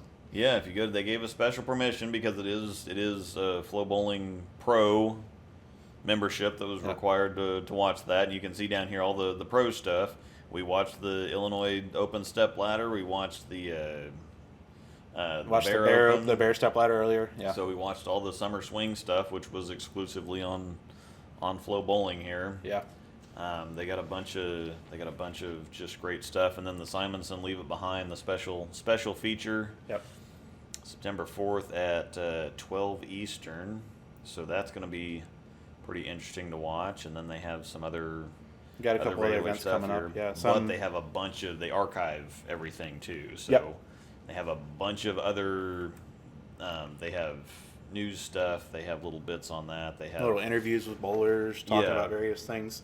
They did an interview with, I don't know if you saw it, they did an interview with EJ like 10 minutes after he lost a really tight roll-off earlier this summer.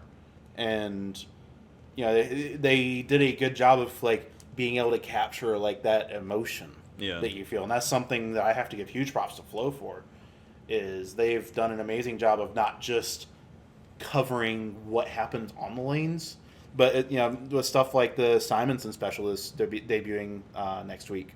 With stuff like that interview with EJ, they're not just describing what happens; they're telling a story. Yeah, they're getting you behind the scenes. Yeah, very much so. And I guess this Simonson thing, they previewed it for a lot of the PBA bowlers last week. And I think Kyle on one of those, Kyle Troup came back. He's like, I cried for the last 10 minutes. It was great. And it really struck them. And if they're the ones that are out there bowling with him all the time, they know him already. And if it still had that kind of an impact for them, that's a pretty big deal. So I would suggest signing up for Flow so that you can see that. Yeah. And if you can't watch it live, it'll archive. Yeah. So and also, if you're watching it live, like at a lot of the events, they'll have like 10, 12 pairs they're covering. So let's say you're like me and you want to watch Chris Prather bowl every single game of the block. Yeah. You can tab along from pair to pair and follow him through the entire block. And but they also have a multi-viewer. So you Yeah. can keep the flow zone just like the mainstream. Yeah, And then they watch kinda whatever surf other around, pairs yeah. you want to. Which that's a huge that's a massive improvement over extra frame. Yeah. If anybody had extra frame and canceled extra frame because they didn't like it, Get this. It's fair worth it. enough. This is a totally different. 100% worth it. This is way different stuff. So. Yep. All right. So That's that. we're done with that. So what we're gonna do is we're just gonna go into a regular Q&A now. So.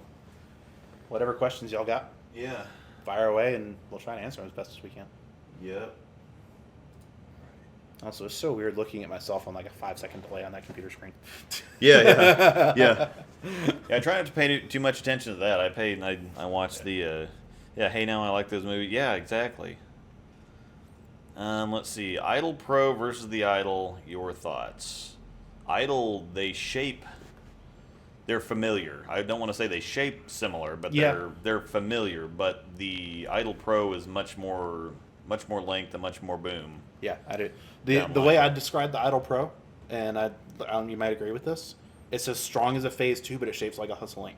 Pretty much. And that's why I said in my video, which it's not quite. I mean, we were talking the other day, and you said I might simplify things a little bit too much, and it's a little bit of a generalization. But which is the concept applies. Yeah, which is kind of funny because I used to be really like to the point where I couldn't let go of the ball, and I remember, So exactly, and so I think I swung a little bit too far the opposite direction. Yeah. It's like, that's the same. For all intents and purposes, considering this and considering that, and considering I know what the differences are, but your mind blends that difference out enough when you're explaining it to someone else. But when I tell somebody else that, and they did, but anyway, I bowled when Rhino Page was bowling at KU. I bowled a league with him one year because he bowled in Lawrence, and we had a scratch league that he come bowl, and I bowled with him and the guy that owned the pro shop there at the time that I worked USBC for. lets them bowl for money? I didn't know that. They let them bowl for money in college? I didn't know that. Oh, yeah. Thanks, Chad. Yeah. But anyway, so I bowled, and I was so bad. I mean, I was so bad at this point. It was one of those things where I threw it pretty good in youth, and I got really good really quick. And then I thought, well, I'm going to adult leagues. I need to look the part. Like, I need to be better. I need to. And then I got into the pro shop, and I started tinkering with layouts and different reactions and whatever. And I got really cerebral with it, to the point where I just could not let the ball go. I got so bad at one point that I had to throw plastic because I couldn't get anything else down the lane. I literally couldn't get a tropical storm down the lane. Because good. I mean, That's and it not was good. And it was just absolutely awful. And there was one week where I was still managing to average like 205 or something, but it was plastic? It was a sad 205 though. Yeah. Your teammates probably hated you too. Yeah, for throwing plastic. Yeah. But there was one week, I had 3 or 4 months in, and Rhino was like, "Look, I'm tired of this." And he took my plastic ball, and he took it away from me, and he said, "You're not throwing this anymore." He's like, we're done with it. And he wasn't being mean. He wasn't really insulting. He was trying to help. He was trying to help.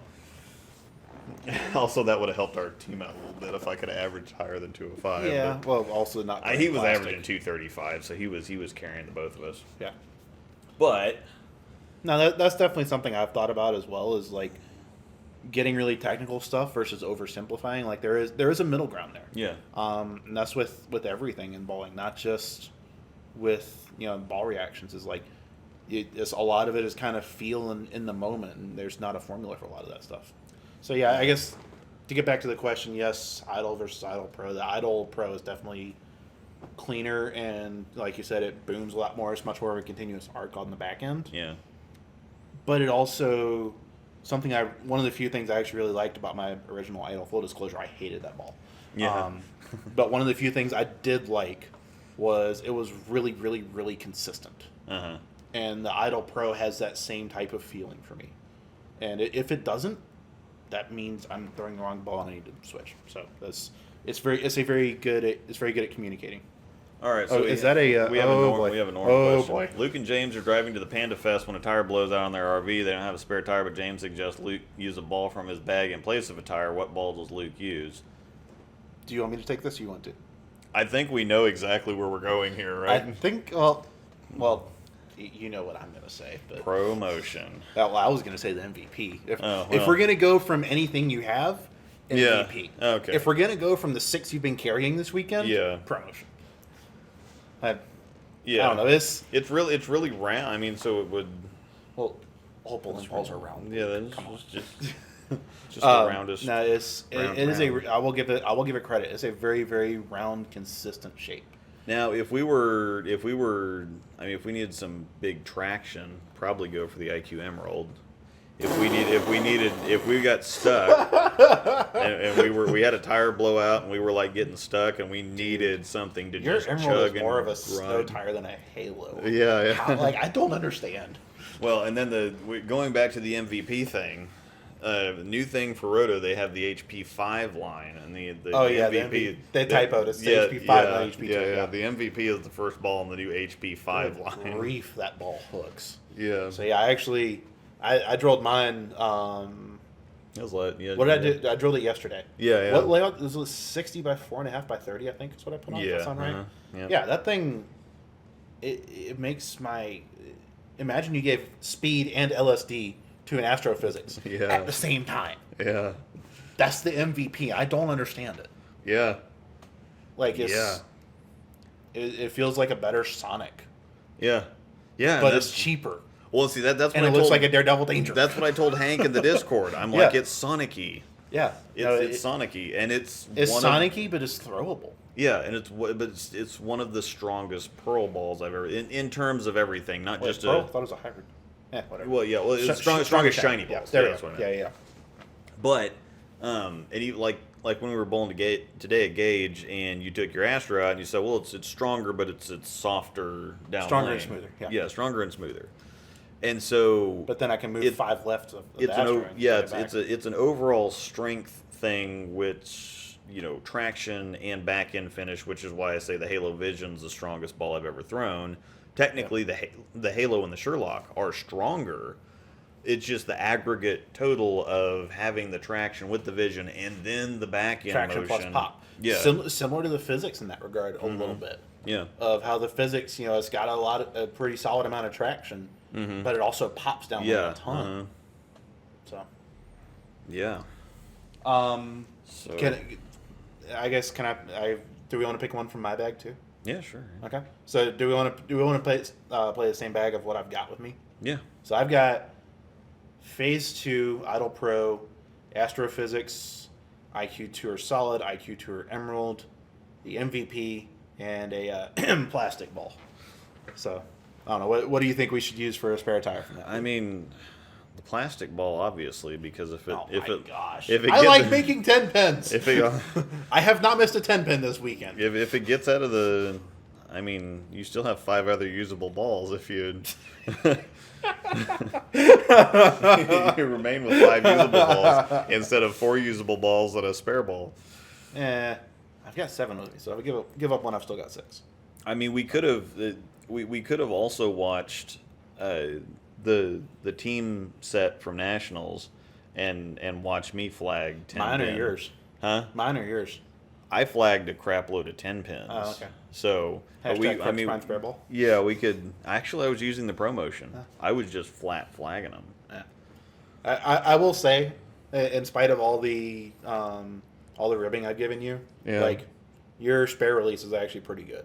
Like it's legitimately 3 revs and dead end over end. Yeah, yeah. I literally track, and you can see it on the promotion because sometimes yeah. there's a little bit of phasing Yep. that happens on it where the track is at. I track between the fingers and over the thumb. and over the thumb. I don't know how you do that. I don't know either, and I'm not going to try I to mean, figure it out. you're but- coming down the backswing like this. Yeah, yeah, I And then you know. end up doing this. Yeah, Whatever. It knocks the pins down. yeah. And So, I yeah, can't follow that too much. And that's the thing is if I'm missing a spare that I'm shooting straight at with reactive, I'm gonna miss it with plastic. And so Yeah. that's the only reason I haven't bought a plastic ball, is because if I miss it with one, I'm gonna miss it with the other. Yeah, your miss is not because the ball is hooking out from under you. Yeah. And that to be fair, that's something I never really understood until I actually saw you shoot at spares this weekend. Yeah. So that first 10 pin you shot in league last night, Yeah. I thought you missed it by an arrow left, and Yeah, just kept yeah. going straight. And I'm like, oh, Yeah. Well, I thought I missed it too because he's and that's the thing. that's right. but- It was off spot right. I forgot about that. Yeah, yeah. yeah. Yeah, because we were talking back and forth about it, and I had a trouble several months ago missing 10 pins, and I was using the Crux Prime because the cover's more durable. That's something else I need to get to, by the way, the spec thing that I completely screwed up because I'm an idiot. Yeah. But I was throwing the happens. Crux Prime at my 10 pins because I thought, I had been throwing like an IQ Tour Solid, and I thought, well, it's not going to hurt the Crux Prime as much because it doesn't absorb oil as fast, and so it's going to be a little bit more durable, and so I can also get some extra shots on it just to test this whole Test spec. the durability. Yeah, just test the whole spec thing out. But I couldn't pick up a 10 pin to save my life with the Crux Prime. I think my completion percentage or my conversion rate was like 50%. Yeah. I It must have just not been coming off your hand rate or something. I don't even know, or if it just looks weird, or what the crap ever. Yeah. But yeah, and then I kind of got that fixed, and I had a few nerves, some nervous misses. That And there's always jitters at nationals. On a stage like that, there's always jitters for everybody. I don't care how good you say you are, and then, how nerve proof you are. There's always jitters. Well, and the weird thing is I didn't have the nerves, but at the same time, it wasn't necessarily nerves. I was just thinking about it too much. Yeah. And so there's that's how it can manifest itself Well, sometimes. yeah, there's a difference between being nervous and thinking about it, which I wasn't nervous this year, but I was thinking about it. Yeah. And because I wasn't nervous, it's kind of like, okay, well, I've gotten the nerves thing the last couple of years. I've gotten the nerves things in check. I've been bowling really well, and then you start. It's almost nerves the reverse. You're It's kind thinking, of like trust the process. Yeah. And then the process keeps failing. You're like, yeah. oh, what now? Yeah. Before it was either nerves or my mechanics sucked, and so it was. If I came out of it, it's like, okay, whatever. I mean, it's just I wasn't expecting much going in. This year I kind of was, and it still didn't go that well. So Yeah. but I got the spare thing fixed. Yeah. And And- I will say your promotion is an okay spare ball Yeah. for you. Yeah. For most people, Yeah. no, not at all. Dude, if I tried to shoot 10 pins with a promotion, that would be a miserable failure. Yeah. But then I basically, I'm still trying to spare at 400 rev rate. So. But now the funny thing is, I put a. I still have to go back and fix this, but I put a disclaimer, or kind of a retraction on. The spec absorption on YouTube thing. about the spec absorption thing, because I got into the Ron Hicklin, who's Mr. Creating the Difference. Yep. He had a video the other day where he walks down the lane and he takes, he gets a little bit of oil on his fingers. He walks in, he says, okay, this is the difference between reactives and urethane. And he walks in there, he rubs some of the oil on the ProMotion, and then he rubs some of the oil on a pitch black. And he goes back and forth and he watches, but the oil kind of slowly goes into the ProMotion. Then he goes back to the pitch black. And it's still sitting there. And it's still sitting there. Yeah. And then there's some comments on that video. Well, wait, I thought spec didn't absorb oil, and where'd you hear that? And the storm staffers, and he's saying, well, that's obviously not the case. I mean, he just showed it to you on video. Yeah. And there were no cuts, there were no edits, there were no nothing. It was all one shot. And so obviously what happened.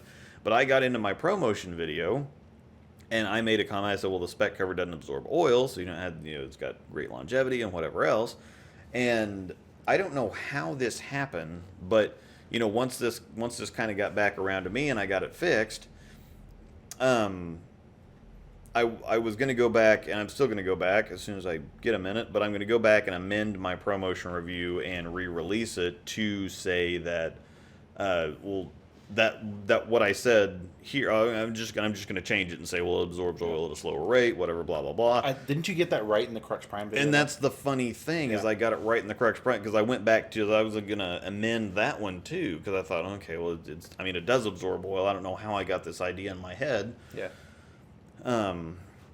But I went back to fix my Crux Prime video, and it was, I said it might absorbs oil at a slower rate, and so it's going to be more durable. And I'm like, what the crap happened between this video and the ProMotion video? And all of a sudden I'm saying that this is basically urethane. Doesn't absorb oil at all. Oops. I have no idea how it happened, but I'm going to get it fixed now. And so anyway, if you didn't read my,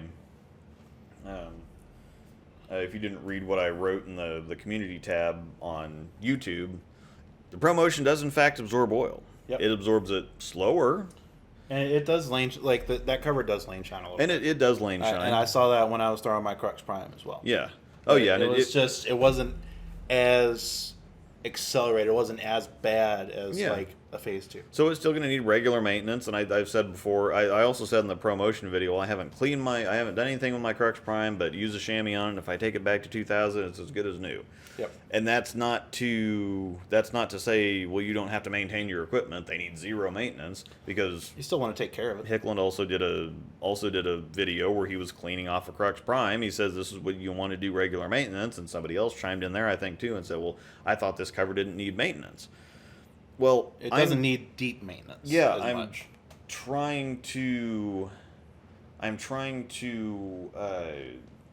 I was trying to really test it out, and normally I do the 2-month report cards. I wanted to do like a 6-month or an 8-month or a year-long report card. It's been closer to 8 on the Crux Prime now, right? Yeah, it was January something, so yeah, we're getting close to 8. But I was thinking, okay, well, an 8's not really even that big of a sample size, because there's a lot of people that'll buy a ball and they'll use it for a year, and it'll be okay, and after that it'll kind of go downhill. But I wanted to get I wanted to kind of put it through its paces, just not clean it. You scuff it every once in a while, but I just very minimal maintenance. Yeah, used a chamois on it just to see what would happen. Obviously, maintain your stuff. Just because it can handle handle the mess or whatever, doesn't mean you should force it to. Yeah. No, that's totally for sure. Yeah, obviously you want to maintain your equipment, even if it's a pitch black that does not absorb oil. It's still gonna lane shine. It's still got to clean it. It's still gonna lane shine. It's still gonna. You're still gonna get dirt on there, which affects the reaction too. Bingo. So, yeah, definitely maintain your equipment. It's just that the ProMotion and the Crux Prime, because of that cover, are going to withstand it more. They're not going to totally 100%. Yep. They're not an everlasting gobstopper. Even urethane isn't. Have you seen that movie, by the way? No. Assume the answer is no, please. Yeah, I mean, really, come on. Well, I don't want to keep making movie references here. It's like I'm talking if you to make my Jason wife. Bourne references, I'm good. Yeah. Aaron said something pretty funny. Rotor grip, where the ball specs mean nothing, literally nothing. It Yeah, seems. yeah. That yes. Yeah. But, seriously, that MVP defies everything you see on a spec sheet. Yeah. Rotor grip, where the specs are made up and the the performance lines don't matter. where the specs are made up and the numbers don't matter. Yep, that is very, very accurate. Oh God, there's another. Let's see. Noah was asking more questions about the winner again. I'm bowling a very high oil, low friction house shot. So yeah, you're gonna have problems with a winner if you're on a higher oil. So the lanes just about never break down because there's a lot of low rev rates and there's a lot of oil to begin with. So. He also said the flare rings are really close together. Okay. So that might be a little bit of a layout issue, and I think some of the guys touched on it in chat already. Yeah, probably. Because the winner's got like, what, an 045 diff, something in that range? So it should be able to... You got those numbers backwards. It's 054. Oops. Yeah, that ball should definitely... If it's not flaring like that, that's... Which is I don't funny want to say it's because totally a layout issue, but it could be part of it. the winner has a higher differential than the Halos. Because the Halos are 052. We're going to go check That's this. kind of insane. Yeah. Which is really funny. Yeah. I think Well, the winners are... You're going to have to go to the retired... Oh, you can just Yeah. hit the winner solid. Yeah, Oh, the winner's still out there. Oh, Yeah. Interesting. Yeah, I didn't know that. today I learned. Yeah, 254, 054. And we And go then- to a Halo, and it's 048. No, that's 052. 040, or yeah, 050? Okay. it's 249, 050. Wow. So, yeah. Yeah, that's kind of technically ridiculous. more flare potential. Well, the RG is not as the RG's lower, which is gonna want to make the Halos spin up a little bit more. And it's asymmetric, it means it's going to flare more. Yeah. Just So say, all else being equal, all else being equal, ASIMs do tend to flare a little more. yeah. All right. So then there was another. Let's see. Well, that could be bad. O-rings are very close together. Yeah, that would be rough. Yeah. Yep. Oh, we got another Norm question. Yeah. You see it? You want? Yeah, I was looking at. It's down further. Yeah, I was trying to catch up with. Yeah, Ron. Let's catch up with everything else first. Yeah, Luke and James are in Saffron City when Luke sees a Pikachu and is convinced his wife and starts running toward it. What ball does James throw at Luke to save him from a devastating thunderbolt? Ooh. I know my answer. I have to be accurate, right? I have to be precise. I have to hit a target. God. You know where I'm going with this. Yeah. To throw a spare ball. Yeah. Yep. Yeah. That. Which you're pretty checks out. accurate with your spare ball, so you stick with your spare ball, I'll stick with my promotion, and Yeah, that works. I've got one that's make one that's a 2.8 that I chopped because it hooked away from me. So yeah. Worst things have happened. Figure out your PAP, get it redrilled. James hasn't seen Willy Wonka yet. James yeah. gets no movie references. Yep, Mike's a friend from back home. He's Donnie, you're out of your element. yeah, I got nothing. Yeah. So you have no frame of reference here. You're like a child that just wanders into the. That happened. I think I saw someone making a Pokeball themed spare ball at some point. Yeah. So maybe you can get that for Angel for Yeah, next one, yeah. Mhm. instead of the clear poly. The High Road Pursuit is just a High Road Pearl, probably. Yeah, I think the Pursuit is called like the IQ Tour GT. That internet, the red, silver, and black one that I got last year. Okay, yeah. I think it's colored like that, but it's a High Road Pearl. Mm-hmm. So. With the MVP being what it is, how do you fit it into your bag? I mean, I fit it into the bag, and then back into the box that I got it out of. Well, to be fair, where it fits really well in there, sitting on the shelf. Yeah, I think a little bit of explanation here might be helpful as well, because with how you get out of the ball, you're really dependent on, because you can't like full catch it and roll out the back of it. No, like you kind of have to feather it and just kind of dump it on the lane, or it's going to stop. Or and if I get into fourth or fifth arrow, then I can dump on it. Yeah, because I'm doing this. Yeah, in the front part of the lane. But even still, you're still looking for an archy continuous type of shape where you can slow roll it and know it's not going to break loose and go sideways on you, right?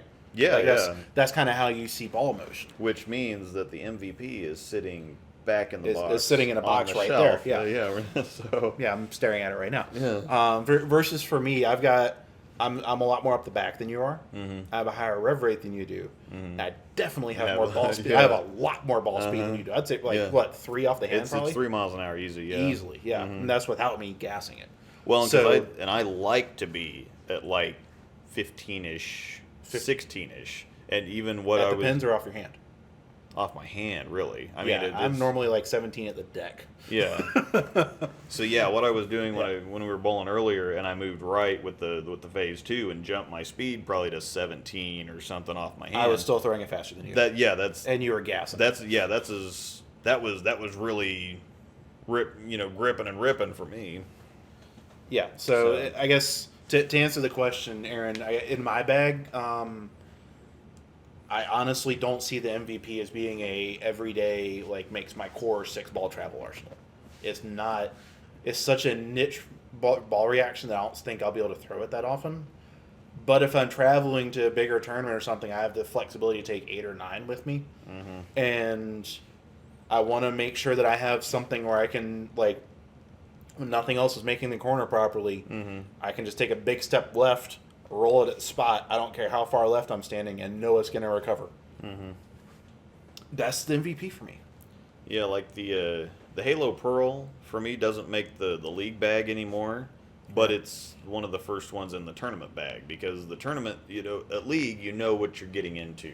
Yep. Every week it's consistent. You know what's going to work, and so even though the Halo Pearl would work, I have an Idle Pro, a Phase 2, and an Idle Pearl. You have 5 balls that all look better than that at Westridge. Why would you take anything else? Yeah, exactly. So, but when you're talking about those kind of niche reactions, Yeah, or like the tournament we're bowling on Monday, yeah, where it's 8 games on 42 feet modified house, basically. yeah. Like So that's the MVP is a ball I would never carry around for like a normal like UBA or Bowling Federation travel stop. yeah.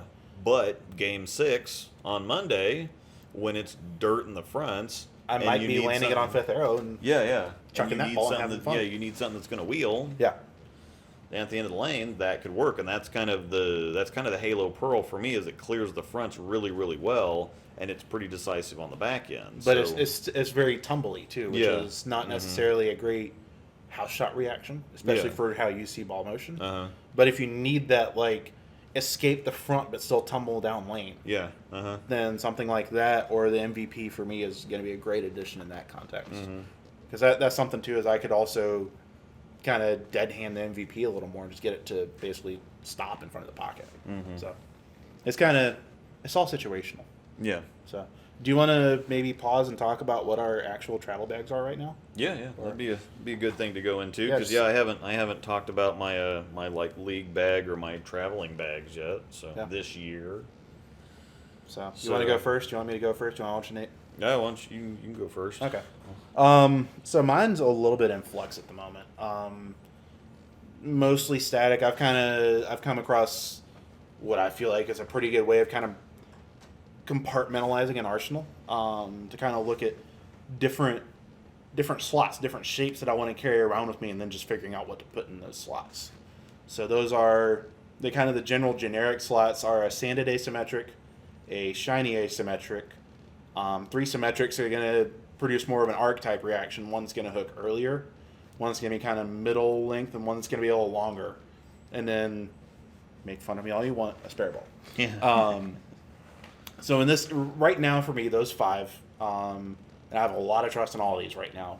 A physics and an astrophysics, both of which are drilled pin down. A phase 2, an IQ Tour Emerald, and a Hustle Link. Those like realistically, I can walk into almost any place I go, and I'm going to be able to strike with one of those. Yeah. Which the way I kind of approach bowling at this point for myself is I want to carry a bag that's has very clear cut rolls. Uh-huh.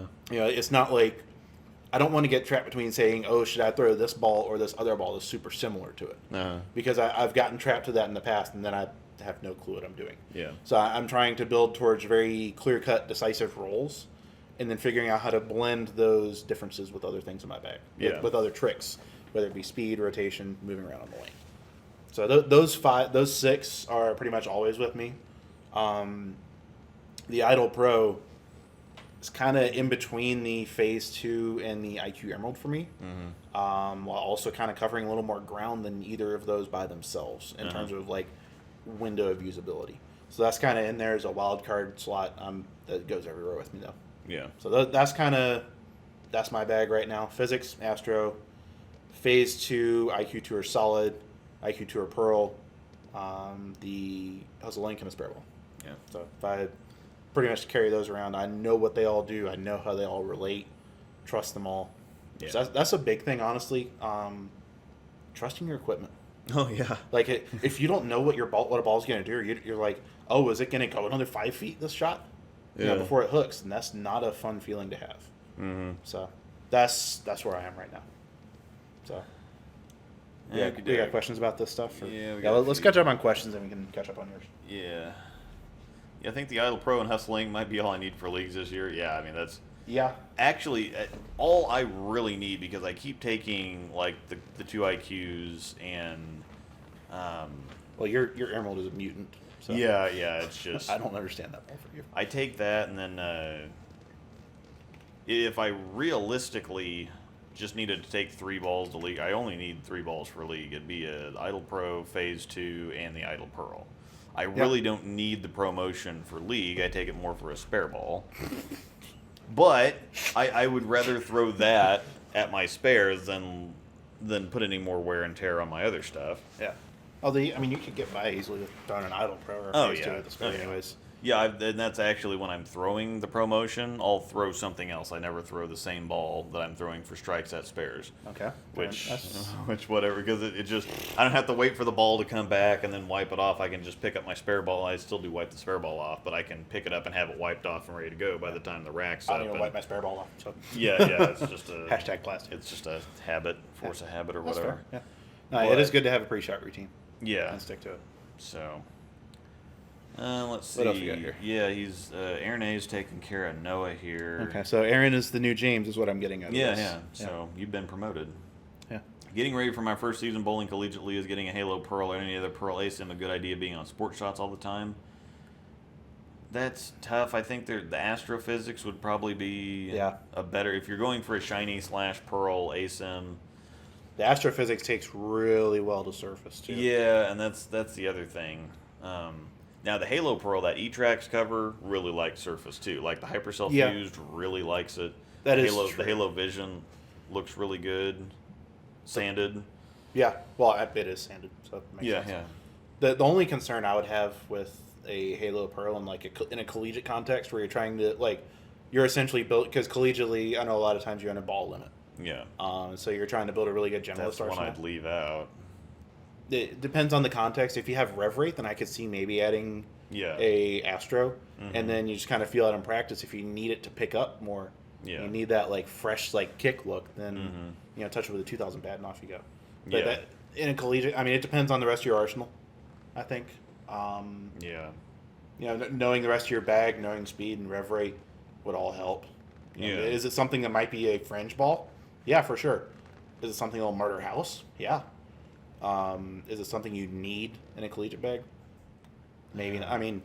For maybe half the tournaments for the first couple games. Yeah, exactly. So it's something you could use, or you could find yourself in a situation where it would be beneficial, but would it be beneficial enough to push something else out of the bag and take it everywhere? Bingo. Yep. So, And that's a good way to think about building an arsenal, too, is can I justify kicking out a core piece of my arsenal for this fringe case? Yeah.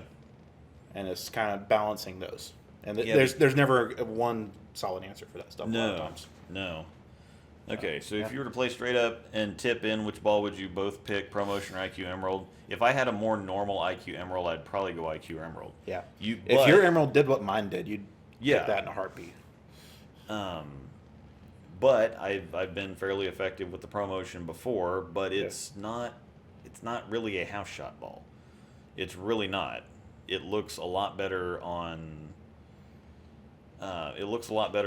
tougher stuff that's flatter, where it really needs to. It takes the patterns. Yeah. I'm really curious to see if you throw it on Monday. I will be throwing it on Monday. Fair enough. I know you mentioned that it blends out pair to pair a lot better. Yeah. I'm really curious to see that. Yeah, because that's one of those things where if we're on the same pair, there's a lot of better reactions, or there's a lot of stuff that's good enough or as good. Like if we're staying on the same pair, I would probably go phase 2 over a promotion. Yeah. But if I'm moving pairs every game, like we're in a sweeper and you're most a regional or something like that, you're going to move pairs every game. You need that consistency above all else. The promotion reads the lane more than it reads the pattern, and so there's a consistency of, some people say, okay, well this lane's hooking more than this lane. Well, the promotion doesn't really read that, and if you go from one pair, if you go to the next pair where the back end's a little softer or there's a little more early friction, the promotion is going to read it. It's just not going to read it as hard as other stuff does, and so it's going to blend that a little more. It kind of that's not what I was seeing. Yeah, it kind of mutes transition a little bit, and it mutes the lane to lane and pair to pair differences.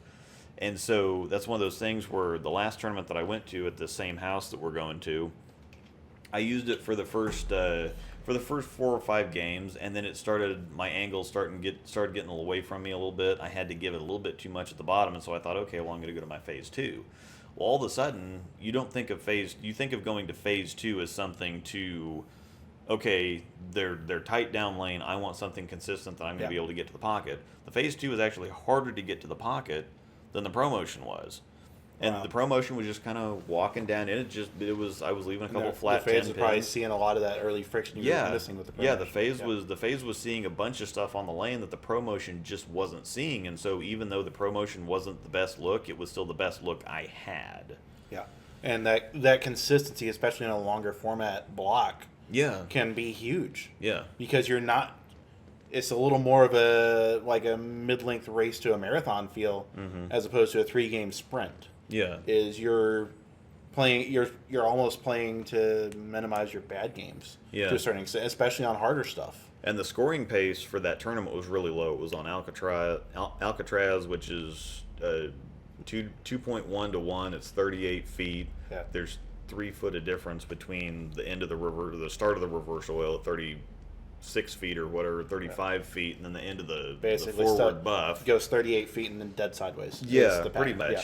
And so it was, which was actually funny because I shot 170 game 6, and I went from 12th place to 11th place, or something. Yeah, I gained a spot. I shot 170 and moved up. Dang, that's rough. So again, in that kind of context, if I'm shooting 190s or 200s, if that's scoring pace is context that matters. If the scoring pace is lower, which I cashed really solidly, I think I finished up in 9th place, 8th or 9th place, and there were 15, 16 cash spots. So it was making a little bit of money back at that point. And I doubled up on brackets too, which is wow. So that's pretty good. Yeah. All right. Whoa. Where were we? Yeah, this always skips when I go to scroll down for some reason. So Hustlelink, Idle Pro Hustlelink, yes, League Rag. Okay. They've already answered the flaring question from now. Okay, yeah. Looking at replacing my matchup hybrid as a late second, early third game step down, 17 miles an hour, 320 rev rate stroker, best options from Storm Roto, Hustlelink. Yep. No doubt. Hustlelink. Look, let me put it this way. I can function like my pro shop guy gives me pretty solid deals on stuff. I could carry whatever I wanted around in a bag. The Hustlelink is a non-negotiable in that spot for me. Yeah. Is probably the best burn ball I've ever owned. No question. Yeah, most of the time I don't need to get that far down as far as reaction goes. Well, because you're softer with it at the release point, so you can float it better. And I can't, again, when they get just like dirt dry, that actually helps me out a little bit, so I don't have to try. It gives you the free hook, and you don't have to work at it with your hand. Yeah. But the High Road T, which is an overseas High Road Pearl, is in my tournament bag. So if they do get kind of nasty, that one goes along. If it's just absolute dirt by then that's what I normally go to. So yeah. Let's see. Okay, they're still talking about the redrill. I got that taken care of. Everyone just needs Tropical Surge, and actually, the Tropical Surge hybrid is basically the ride. I actually kind of want to try that ball. Yeah, I actually want to try it too because the ride was slightly curious. The ride was one of the best. It was the best light, actual true light oil ball because there's a lot of there's a lot of light oil balls like the Hustle Inc. that hooks more than a true light oil ball, and the Tropical Storms had a differential of 009. So they were the Surge is like what, 030? It's 021. 021, okay. So it's enough. It's enough. Where was that? Rhino Page. I'm trying to find where this was. Rhino Page won a tournament with a ride. That was Kent in 2017. Okay. He used I think he's using an original ride on the step ladder. Yeah, on the right, it's because it hooked enough, and it was consistent, and it actually hit, and it was. But it was really, really, really controllable. Yeah, yeah. And it was a bizarre sequence. He went from I think he started out with a daredevil trick. Yeah. And then he went to a ride, which you wouldn't think that makes any sense whatsoever, but it actually sequenced really well. Yeah, yeah. Join Luke's Patreon. You can get more detailed responses. Patreon and Discord, they're awesome. Yep. Yep. And thank you, Angel, for linking those in there. Yep. Promotion. All right. Very disappointed in the Supersonic. I'm very disappointed in the Supersonic. It's a contextual ball. Yeah. It's Austin Bolds, on the other hand, loves it, but he loves really weird stuff. Yeah. If you like weird stuff, I feel like that's a ball you would love. Yeah, yeah. For me, it was because I threw it at a demo day a couple months ago. It was very it felt very, very chuggy. But it also felt like it surprised me with the range of usability that I had in terms of moving around on the lane. With that said, it also felt extremely similar to my physics. Yeah. Which makes sense because they're both NRG hybrid, right? With I think either similar or same surface. Yeah. So. Yeah, it's a quirky ball, kind of like the original Sonic in that respect. Yeah. If you like one, you'll probably like the other. Is kind of how I perceive it. Yeah. Yeah. All right. Would a Prime and Vision make the same bag? I haven't thrown my Vision yet, but trying to gauge where I bring one over the other. They're really, really different balls. Really, really different balls. They have similar traction up front, I feel like, but the down lane motion is just miles and miles apart. So, yeah, a Prime and a Vision could make the same bag. It wouldn't both make my bag. The Prime hasn't made my bag either, which I probably need to revisit that. We'll get back to that in a bit. Yeah. I don't know. At least from my perspective, it depends on context. If I'm building a bag and I know I'm going to be on a really high volume pattern, then there's a possibility I might take both and set them up differently, or any two big sanded day sims like that. But if I'm building a generalist bag, no chance. Yeah.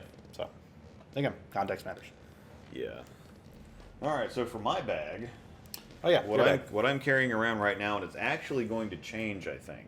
Okay. Is this changing for Monday? No, probably not that soon because it's gonna involve drilling a couple of new balls. Okay.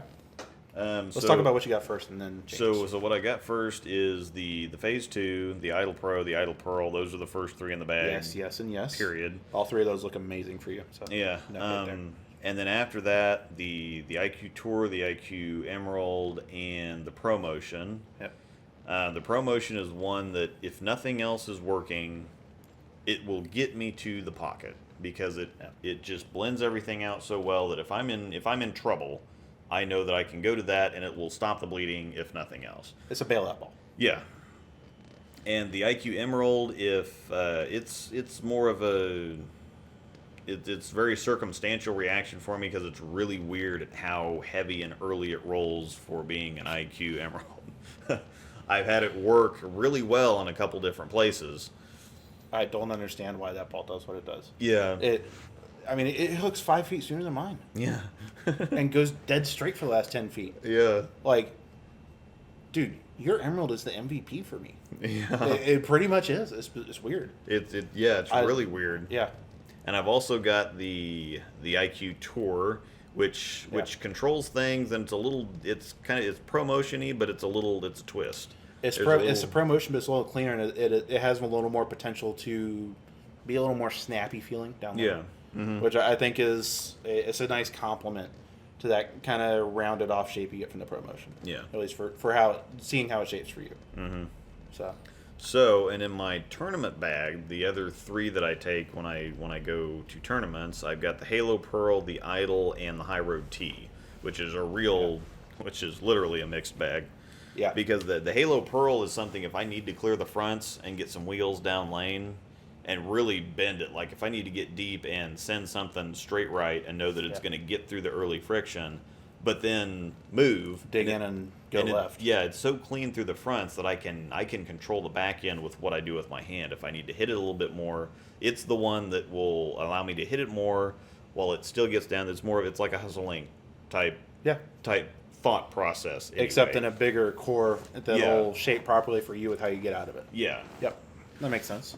And then the Idol is more teeth than I actually need most of the time, but it's really controllable. Yeah. It's kind of a bigger promotion. Really. I was going to say, I'd be willing to wager that you probably never need the Idol because you have a promotion and a phase 2 in your bag. Yeah, I never really need it, but it's a really good motion and it looks pretty good. So if I need to take something to 1,000 grit and to absolutely dig when nothing else will. that's what That's I'm, fair. Yeah, that's what I can I'm see gonna that. take. Yeah.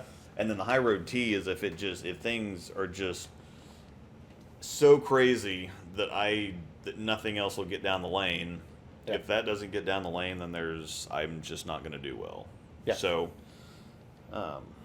but I'm thinking that my regular bag is going to change. I think that the IQ Emerald my current IQ Emerald is going to get kicked out for another IQ Emerald that I'm going to drill differently. What are you going to do different on that one? Because you went 4-inch pin up on your current one, right? Like 4-inch by 2.5 pin buff or something like that. Yeah, something like that. Yeah. Pretty standard, strong pin up layout. Yeah. So what I'm probably going to do is I'm probably going to go closer to a 5-inch pin, which is going to be around it's probably going to be actually like my ProMotion and my Idol Pro, which are 5x5x3. Yeah. I like that I like that layout on both of those, and I think that the shapes look very comfortable for you. With how you can manipulate both of those. And conversely, I think I'm going to kick the IQ Tour out and drill a pin down Idol Pro. I'm going to give it the same layout that I've got on my Idol Pearl. Interesting. Okay. Because the Idol Pearl, it just tumbles a little bit more, and it's a little bit slower off the end of the pattern. Idol Pro or Idol Pearl? The Idol Pearl actually tumbles a little bit more than my Idol Pro, or maybe I'm not quite using the right word. No, I agree with that. Mm-hmm. I think that is because the Idol Pearl is a little more responsive to friction. Yeah. So the Pro is going to blend it a little more. Mm-hmm. The Pearl is going to go a little longer and snap harder. Yeah. So that kind of makes sense. It's going to give me a IQ Tour-ish kind of reaction, but with a little bit more definition, perhaps. But not quite especially knowing you like to get left and roll it at the spot. Mm-hmm. I think that bigger core, the bigger core of the Idol line versus the IQ line might actually help you a little bit in that regard. Because there's been a couple times where I've been stuck on shape in between my ProMotion and my Idol Pro, where the Idol Pro is they're getting some friction, and the Idol Pro is starting to check a little bit too much. Yeah. But the ProMotion is not quite reading the friction enough, or it's not. There's not enough of friction from if there's a little window of friction, because with the ProMotion, I've got to have there has to be oil or there has to be dry for it to actually. You have to have something to. Yeah, you have to have a defined pattern to work. Yeah, with. Yeah. Because it blends everything out. Sometimes which is why it doesn't look good at Westridge for you. Yeah, there's nothing. This total blend there. Yeah, everything comes pre-blended. Which conversely, we don't need any more blending. Yeah. But the Idol Pro. An Idol Pro pinned down would kind of bridge that gap for me. It would give me the reaction I'm looking for out of the ProMotion, but I could stand in the same place and it would give me a little bit more rounded. It also fit in context with your Phase 2 and your Idol Pearl that you have right now in your bag. Yeah. Just kind of slow it down, give it a little more blended, smooth, rolly response rather than bigger directional change. Yeah. So, yeah, I can kind of see that actually. So that's probably what I'm going to do for my bag, for my regular league bag. I do need to look at getting the Crux Prime back in there, but it's kind of hard to look at my last 6 and kick either one of those out, even though it's a bag that I'm not going to dip into very much. I mean, realistically, you could probably walk into Westridge with Phase 2, Idol Pro, Idol Pearl, and be perfectly fine. Yeah, I could walk into any house shot with those 3 balls, and actually before the Idol Pro came out, I was taking the only 2 balls that I ever really was considering getting out of my bag were the Phase 2 and the Idle Pearl. Yeah. That's all I needed. I made a bunch of money earlier in the year with just those 2 balls. Keep I it made, simple. I made some money with Make the money, Halo yeah. Pearl, a couple tournaments, and some other stuff. And then the High Road T was, went 13.27 for the back 5 in Springfield. Yeah. Shake So, that off. Yeah. But that's a good example of how something you might not normally take in a league bag, you go to a tournament, and it might be just the answer. Yeah. Because you're building not just for a specific situation, but for a general, like, covering these different fringe situations you might run into. Mm-hmm. So. Yeah. Aaron A., I see almost the exact same thing you do on almost every ball, but I don't understand your emerald. Nothing like mine. Yeah. Yeah. Jeremy Scott, will you be attending the PWBA event at Buffalo North? James, trying to get Sunday off to attend. I'm going to try. I am not sure. Man, I really wanted to just fly back with you on on Yeah. Monday and go. Yeah. So for those that don't know, I live in the Raleigh, North Carolina area, and the PWBA Players Championship is this coming week and next weekend at a bowling center. It's about 20 minutes from where I live. Yeah. So I unfortunately, work has been a madhouse for the past couple of weeks. I doubt I'll be able to swing much time off during the week to get up there. And I think I know I've got tournaments and stuff going on Saturday, so I'm going to miss the program, and I'm not sure about Sunday at this point. So Yeah. I have a ticket. I'm not sure if I'll be able to use it. I've had really, really rough scheduling trying to make it to some PWBA events because I'm a really big PWBA fan, and the one week where they were in Wichita here recently, that was the same weekend May. Yeah. It was the same weekend we were in Springfield, and then there's another weekend that they had a tournament up in Lincoln, and I had something else going that weekend. Lincoln's only like 2.5 hours away, so. Yeah. What do you think about the Rotogrip MVP? It hooks off the planet. HP 5. Yeah, That yeah, is what I think about that ball. Yeah. So yeah, when I put it in the top 3 shiny balls that I've ever thrown with the Intense and Marvel Max SE, In terms of overall strength. in terms of overall everything, Yeah. the MVP is just absolutely nuts. It's ridiculous. Which I don't understand how. Again, this is the weird thing where Tamara and I have that back and forth with. Very rarely do we get the kind of a similar look, and it's not just Tamara; it's Tamara and his testers. Yeah. They'll all get a read on something, and it could be totally opposite of what I get, or it could be fairly close. Like the ProMotion, they couldn't keep it on the lane, and I have no trouble keeping it on the lane. It's quite a bit softer down lane than just about everything else I have. I still think it's weirdness from, because I tested a Limerick Bowl in Pennsylvania. Mm-hmm. Yeah. I think it's weirdness from that house. Yeah. Honestly, I think that's a big part of it, because I see most of my stuff lines up pretty similarly, and at least in how it relates to what you see with a lot of stuff. Yeah. That's what I deal with back home. So context matters, and I suspect that's part of it. Well, and again, Westridge that's part of the big reason why I started filming Gage Center too, because if I test something at Westridge, I'm not going to get an actual. Your Code Black looks as smooth as like my Emerald anywhere else. Yeah, yeah.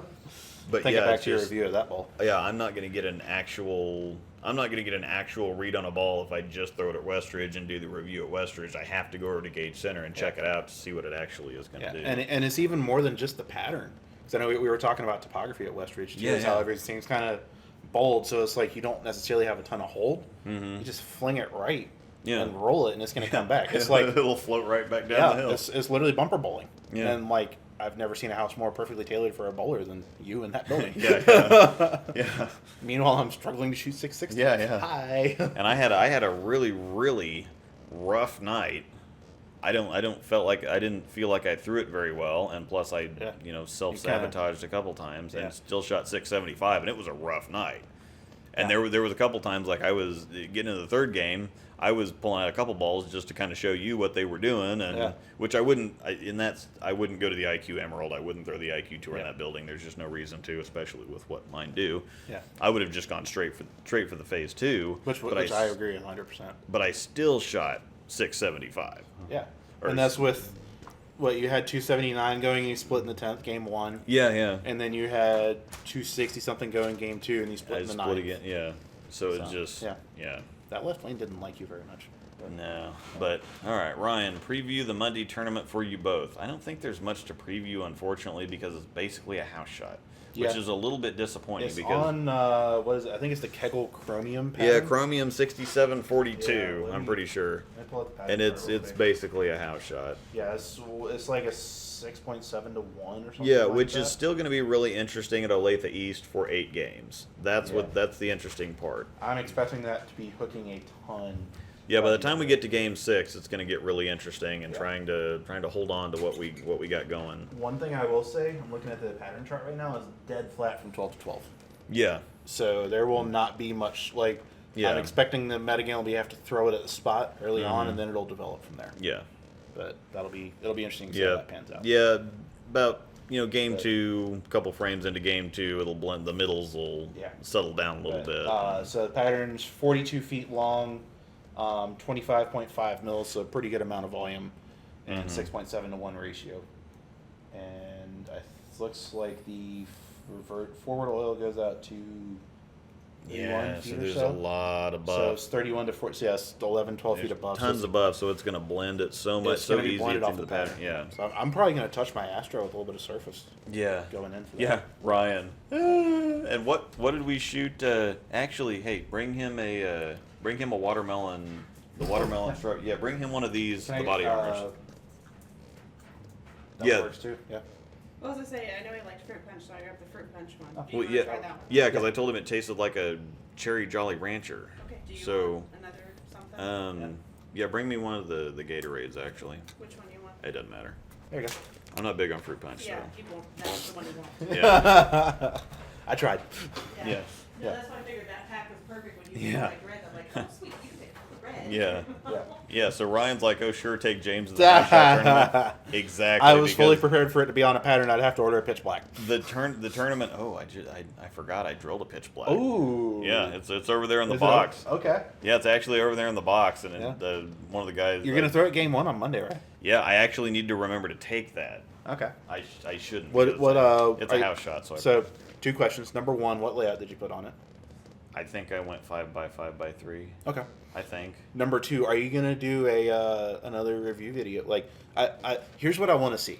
Yeah. I want hear me out. I want you to go to Gauge and have them put out like a shorter pattern, like a Kegel Boardwalk or something like that. Like a shorter mid ratio pattern, 4 or 5 to 1, something like that. Give me the purple one. Nice. Thank you. Yep. A shorter like 4 or 5 to 1 pattern Mm-hmm. where it's designed to force you to play the gutter because Gauge is dead flat from a topography perspective.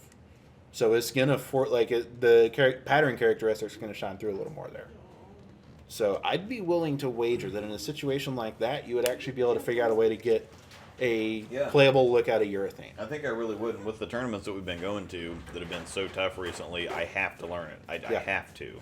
Well, I can't get around it. When anymore. when Brad and Kyle were doing their build an arsenal video, they did like each of them put together like a 5-ball bag that's going to cover most stuff, and both of them made the comment that like if you're bowling on hard, you have to have urethane because if it's there and you don't have it, you are handicapping yourself by Yeah. 30 pins a game. I've Straight gotten to the up. point. I've gotten to the point where it was funny for a little bit, but the tournaments that I've gone to recently, I have to. Yeah. I just have to. So, oh yeah. And so the thing was, the tournament that Ryan came down to was one of the hardest ones. Wasn't that on the Masters pattern or something like that? Yeah, it was something just ridiculous. Or maybe it was one of the team patterns from Nationals. Yeah. But I think it was. Yeah, I think it was one of the patterns from Nationals. Yeah. I think it was the doubles must have and been- singles. oh, okay. I think it was the doubles and singles pattern because there wasn't a whole lot of hook out there, but it was just. If you're a lefty and you're moving pairs, Yeah. that sounds brutal. But it was just terrible. And so Yeah. yeah, the tournament that Ryan came to was actually a really tough shot. And then I get the house shot. Woohoo! Yeah. Uh huh. Yeah. Guesses on the next Storm release. Oh, actually, it's. I know what the Thunderline's going to be. I know what the Thunderline's going to be. It's going to be. It's going to be. gotta be an R2S solid high road. Yeah, yeah. Then take another crack at the high road solid type. Probably not. They need something to bridge the gap between the shiny stuff in the Thunderline and the shiny stuff in the. Because they don't really. What's the most recent Thunderline ball. I Hyrode can't X. remember the Hyrode X. Yeah. So they need a solid. They have to have a solid. They need something with surface. Yes. In the Thunderline. Yes, but the high roads are all they have right now, and the next closest. Thankfully, we got the Emerald. Yeah. But the bridge, the next, the phase 2 is kind of the weakest. Well, I guess they still got the IQ Tour solid. Yeah. IQ Phase 2, IQ Solid, IQ Emerald, and the high roads. They need a winner solid type ball in the Thunderline. They need a rocket ship type 254, 255, 044, 045, 46, something like that. Just take the MVP core and put it in a not stupid cover stock. Yeah. So that's what they basically But need. really, So it has to be a solid cover. No, that I mean. Nah. I mean, it doesn't have to be. I guess it could be a sanded. Sanded hybrid? A sanded hybrid. Yeah. Well, the Storm doesn't normally do that. No, they don't do sanded hybrids. They did in the physics Thunderline. and the crux, and that's physics, crux, and the lock. Yeah, they don't normally do that. To Other begin than that, with, they're all shiny. especially not in the. Can you think of a sanded hybrid that's ever been in the Thunderline ever? Nope. So- The Sonic is the closest, but that's Masterline. So yeah, that makes sense. Sanded hybrids and shiny solids, both are pretty rare. It's got to be a rocket ship. It's got to Rocket be a ship type of shape. Yeah. I wouldn't hate that. It's got to be a rocket ship-ish type of ball. The R2S solid 254 045. That's gotta be. I Something that'll have the same cover characteristics as Yeah. an IQ Tour, but the core characteristics Yeah. of a high road. Yeah, that makes and sense. I think I mentioned something to Chad too, because there's a lot of people that be interested in a spec high road because they have Yeah. the high road nano. Yeah. But those two things would fight against each other. You've got the really flippy core of the high road with the really slow, chuggy cover of the spec. And the high road nano worked out reasonably well. I think it worked out better than I thought it would. The high road I think the high road the high road nano is another case similar to the idol and the promotion. Mm-hmm. Not great on house because it blends. Yeah. But I mean, look, Belmo, like that's all he threw for a year. Oh yeah, it because seems it would like. actually go through the pins better than it would. It than was the high road. It's actually funny story for you. I've got a friend of mine who lives up in Akron, Ohio, where they have the Tournament of Champions now. Mm-hmm. So I was up there watching. I've gone up there the past 2 years to watch the TOC. This year, I saw Belmo throw back-to-back shots in match play. One with a pitch black, one with a high road nano. Mm-hmm. He did not move Yeah. because they were that much on top of each other. And yes, they shaped a little differently, Yeah. and they went through the pins differently, But but they the were very aggregate- much on top of each other. Yeah, the aggregate result, the pitch black's going to be a little bit earlier, a little bit smoother down lane. The high road now is going to get down a little bit further, and it's going to be a little more punch. But yeah, because But it's of the, still going to be blended and controlled Yeah. because of that dominant cover and the fact that, like, especially if you have a lot of ball speed, Mm-hmm. the high road core, and I'm speaking from experience on this, the high road core is not a fast flippy core if you have ball speed. Mm-hmm. If you throw it slow, then yes, it is. Yeah. But if you have enough ball speed to kind of almost overwhelm that flippiness, Yeah. then it can be kind of slow and lopey. Mm-hmm. So yeah, it worked out for him. Yeah, a spec high road would be very interesting. Yeah. But I think it's going to be a rocket ship type, rocket ship torrent Yeah. along those type of lines. I wouldn't hate that at all, honestly.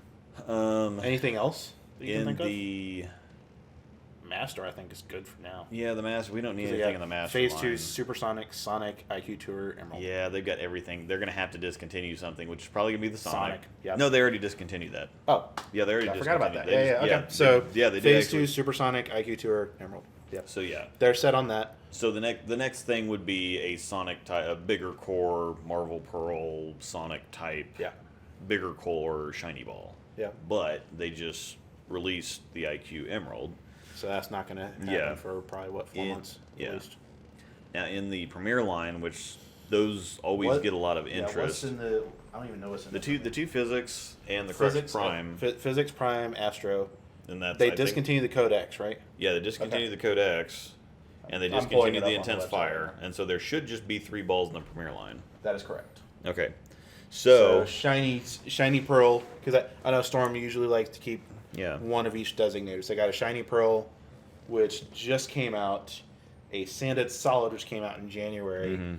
The physics was September of last year. Mhm. So the physics is the oldest of the 3, but it's not even a year yet. yeah, And I think it's still got a lot of life left in it, honestly, because I don't throw mine a ton, but when I need that like big ball that still stores a little bit, it's fantastic. I mean, it would be really basic, but what do you think about a R2S solid or R2S solid physics?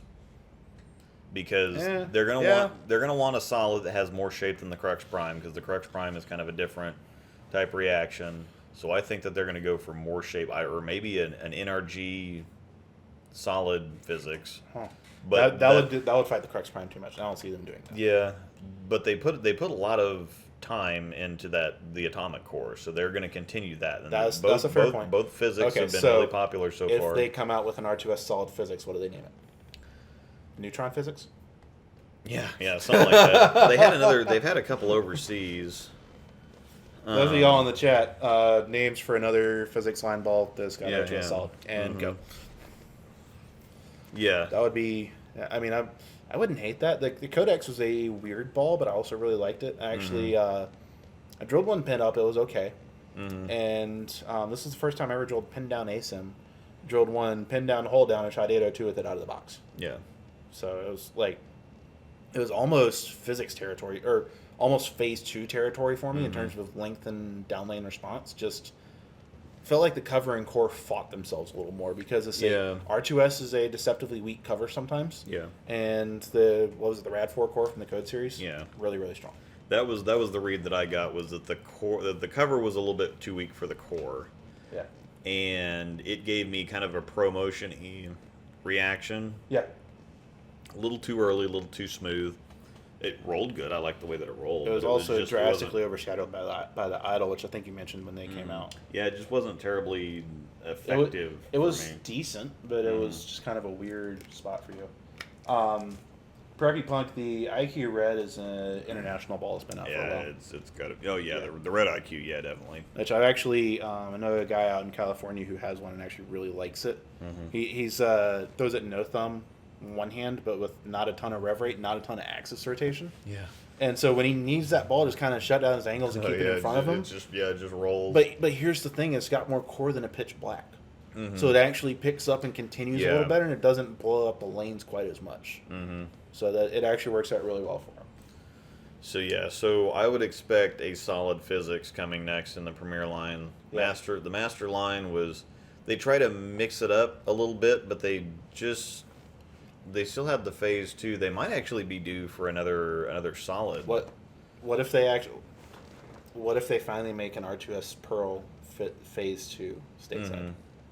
Yeah, I mean that'd be. I would not hate that idea at all. Well, I think I'm kind of surprised that they never did that. They never did it. Well, they've got a bunch of phases that come out overseas. They kind of moved that core overseas, but the phase 2 is stuck around for so long, and it's not going to get discontinued anytime soon, because people would have an absolute fit. And the problem herein is that how do you get some, because the IQ Tour Solid's not going anywhere. We know this. Phase 2 is not going anywhere. We know this. I would put the Emerald in that category. The Emerald was the next one. They built that specifically for longevity, because I talked to Chad about that. He's like, if we re-release, and the same thoughts with me and the Gold Ball. If they re-release the Gold Ball, it's like, oh yes, the Gold Ball's back, and they make a run on it for a month. It's the Gold Ball. We've had this similar before. to what happened when they tried the Marvel Pearl re-release. Was that 2 years ago? Yeah, and they just made one batch. Yeah, and then you can still get them now. So. Holy crap, that is a Cherry Jolly. Yeah, that's a liquid Cherry Jolly Ranger. Isn't that great? That's actually pretty good. Yeah. I like it.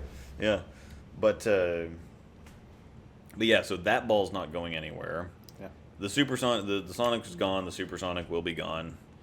But so you've got here's a 3 balls in that line, and I've asked him before, how do you make a new ball that fits in with those? Fits in, that doesn't step on them, because you know that they're not going anywhere, and people are inevitably going to compare whatever you put out to what you've already got in the line. So what do you do? Here's an idea for you. Here's a question first off. Bring the IQ Tour Fusion back. Well, obviously that works too.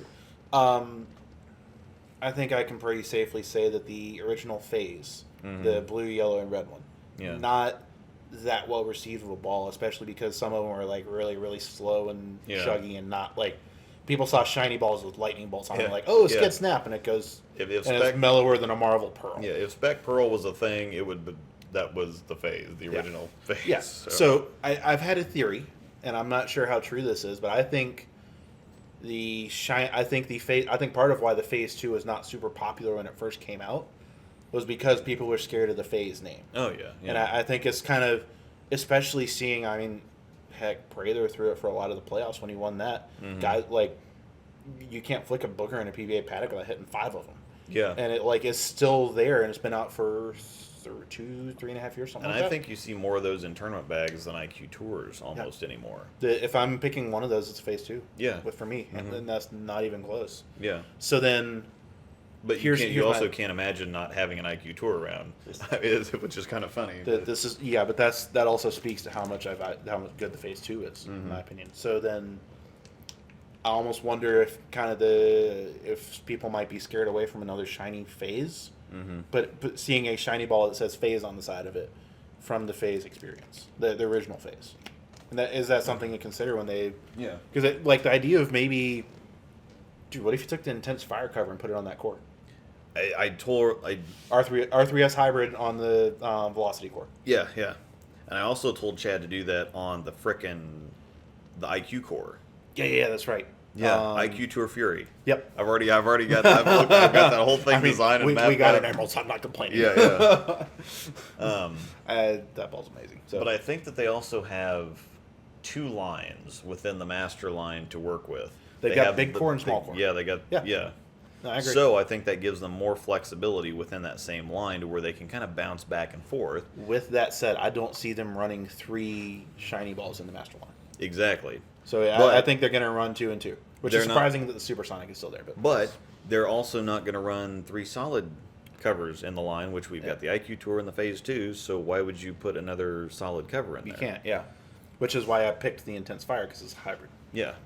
Shiny R3S hybrid on top of that core. So by that logic here, we have to be getting a shiny Master Ball next time. Yeah. Because all we have now is the Emerald. Shiny Master Ball and a R2S Thunderline. Yeah. R2S Solid Thunderline. But that Emerald is so pretty. Yeah. But they just came out with the Emerald. Yeah. But if they came out with another Sonic, or if they came out with another Marvel Pearl or something like that, that is one thing I will say. I don't think they're going to make another Sonic.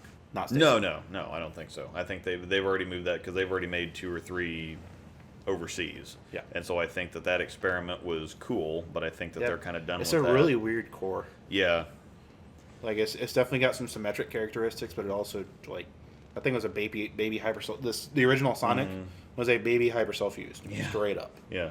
Which, good thing, bad thing, indifferent thing that's what it was. Which was kind of it was weird to wrap my head around, but it was a fun ball to throw. But so the next ball, even though we'd have 2 shiny balls at the same time, but if they released an idle Pearl-ish ball in the master line, it's still going to takes on storm cover characteristics. It's still going to be different enough from the Emerald that they could release 2 shiny balls. It would have to have a dip that's over 45 to differentiate. Because there's no reason to make another solid ball with these 2 in the line right here. No, Chad, we are not still going. Sorry, better look next time.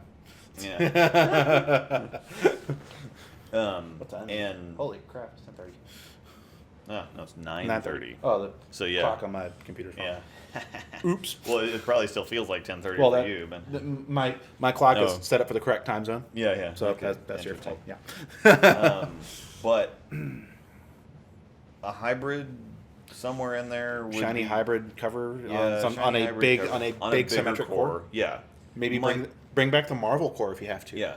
Actually, that would probably be the smartest thing. Rather than put another Pearl cover on a bigger, just make a shiny hybrid cover on something else. Because even though we had a hybrid cover here recently, it's sanded, different. Yeah. It's going to be different. If you put a different core in it, sanded NRG hybrid versus shiny Pearl. Or shiny hybrid. then that's different. So yeah.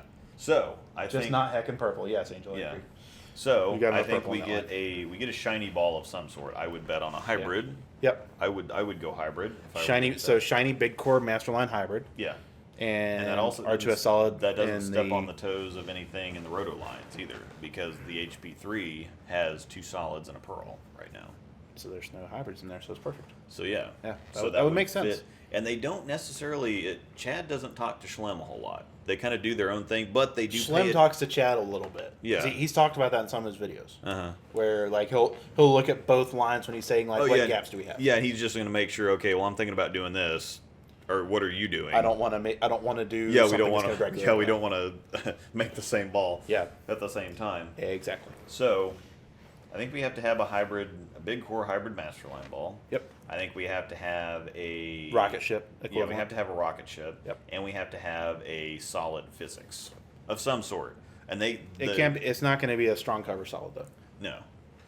It R2S really solid. What did I say? The neutron physics. Yeah. Yeah. There you go. I would go for a. Dude, if they could put. Oh man. I'm getting goosebumpy just if they could put the idle put the idle pro cover ERG solid on a physics. Oh, wait, is that what that cover is? Yeah, it's basically ERG. That's E-Track solid. Okay. So it's obviously it would make like even though it Yeah. wouldn't be publicly stated as such that could work.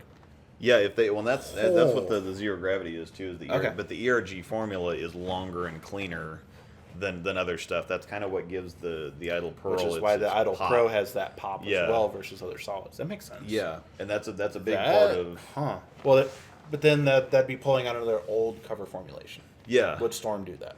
That's the question. Probably not, but I can't think. Would you do a spec physics? No. Would you do an R2 physics? Maybe. Maybe. Because Codex. but the Codex wasn't as well received as the Code Black is the big one that everybody wants back. The Codex people can kind of live without. So would you do an R2S physics? Maybe, because that core's a little more torquey. I think you get more motion, a better motion out of out of an R2S solid physics than you would out of than you got out of the Codex. That's fair. I could agree with that. But if you put R2S on another master or premier line ball again, how tired are people going to get of that, and how quick? Yep, that is a fair point. If you go nano, does anybody? I mean, it's NRG again. Yeah, which they just did. So, I mean, do you think about going back to like GI18 or GI19 or something like that, which that cover actually does have nano in it? Yeah. Got a comment from Joseph Butler. Bring back the Wrecker. Yeah, Is that pretty much an MVP? Yeah, it's pretty much the MVP. Yeah. The So MVP Joseph, go get yourself an MVP. It'll be like 5 more. Yeah, exactly. The MVP is stronger, but it's still pretty similar. All right, we missed a lot of questions. Yeah. I think I missed some questions. Yeah. How about an asymmetrical with a weaker solid cover? Yeah, we talked about that. Bang, bang, bang. Crazy idea. Core would fight the cover. R3S hybrid Marvel automatic Yeah. buy. Yes. If they come up with a hybrid phase frenzy, it's happened overseas like twice now, I think. Yeah. I still want spec on the Marvel core. I mean, yeah, that Spec would. on the Well, but then that'd be really close to the promotion. It'd be rolly. Yeah. So yeah, spec on the Marvel core is basically, and spec's just weird. It's just. I think weird. that'd be. I like that'd it, feel but- too close to a promotion. Yeah, it'd step on the toes of the pro motion, so we're definitely They're not not gonna getting do that. that. Yeah. You dudes still going? Yeah, normally. I mean, I normally go for 2 hours anyway, and We've been what 220? Yeah, well, it says 2:30? 250, but that doesn't Oh, make you it- started early. Yeah. Yeah, no, that doesn't make. Well, yeah, I guess it. Yeah, because we started about 10 till. Mm-hmm. Updated AX16, AX19 physics. Yeah. Why would they? I don't know, Aaron. I'm a little torn on that one because they just came out with the Astra, Yeah. and the AX16 was the that was the cover from the original phase. So I don't know if they'd do that. Mm-hmm. Maybe down the road sometime. Yeah, but the Astra is so good that I don't see them stepping on those toes anytime soon. What about the next Roto Balls? That one is their. God, I wish that they would just. I want them to. They need to keep- recalibrate their HP2 line first off. Yeah, the HP2 line has always been. Or sorry, way out of HP5 the- line. Yeah, way out of the realm of things. I Yeah. want them to keep going with idols like Hammer does with Black Widows. Yep, I could see that. Because if they, oh man, it's just such a great core. I don't know how you can stop doing that core. Yeah. The Halo, they're good, but if they move on to something new, I'm not going to be upset about that. And they probably will move on to something new, and the next thing's going to be a. They don't. Let me see. So they have one of each of the Halos. They might go back. Solid hybrid pro. Yeah, They did not have a hybrid idle. Yeah, So yeah, I can see. But then they just came out with the Idol Pro. Are they Yeah. really going to come out with another shiny-ish Idol right off the Probably bat? not. Well, the Idol Pro is a 3000 sheen, so Yeah, it's a but that little shines bit up so different. fast. If they did come out, it probably would be a shiny hybrid Idol if they came out with one.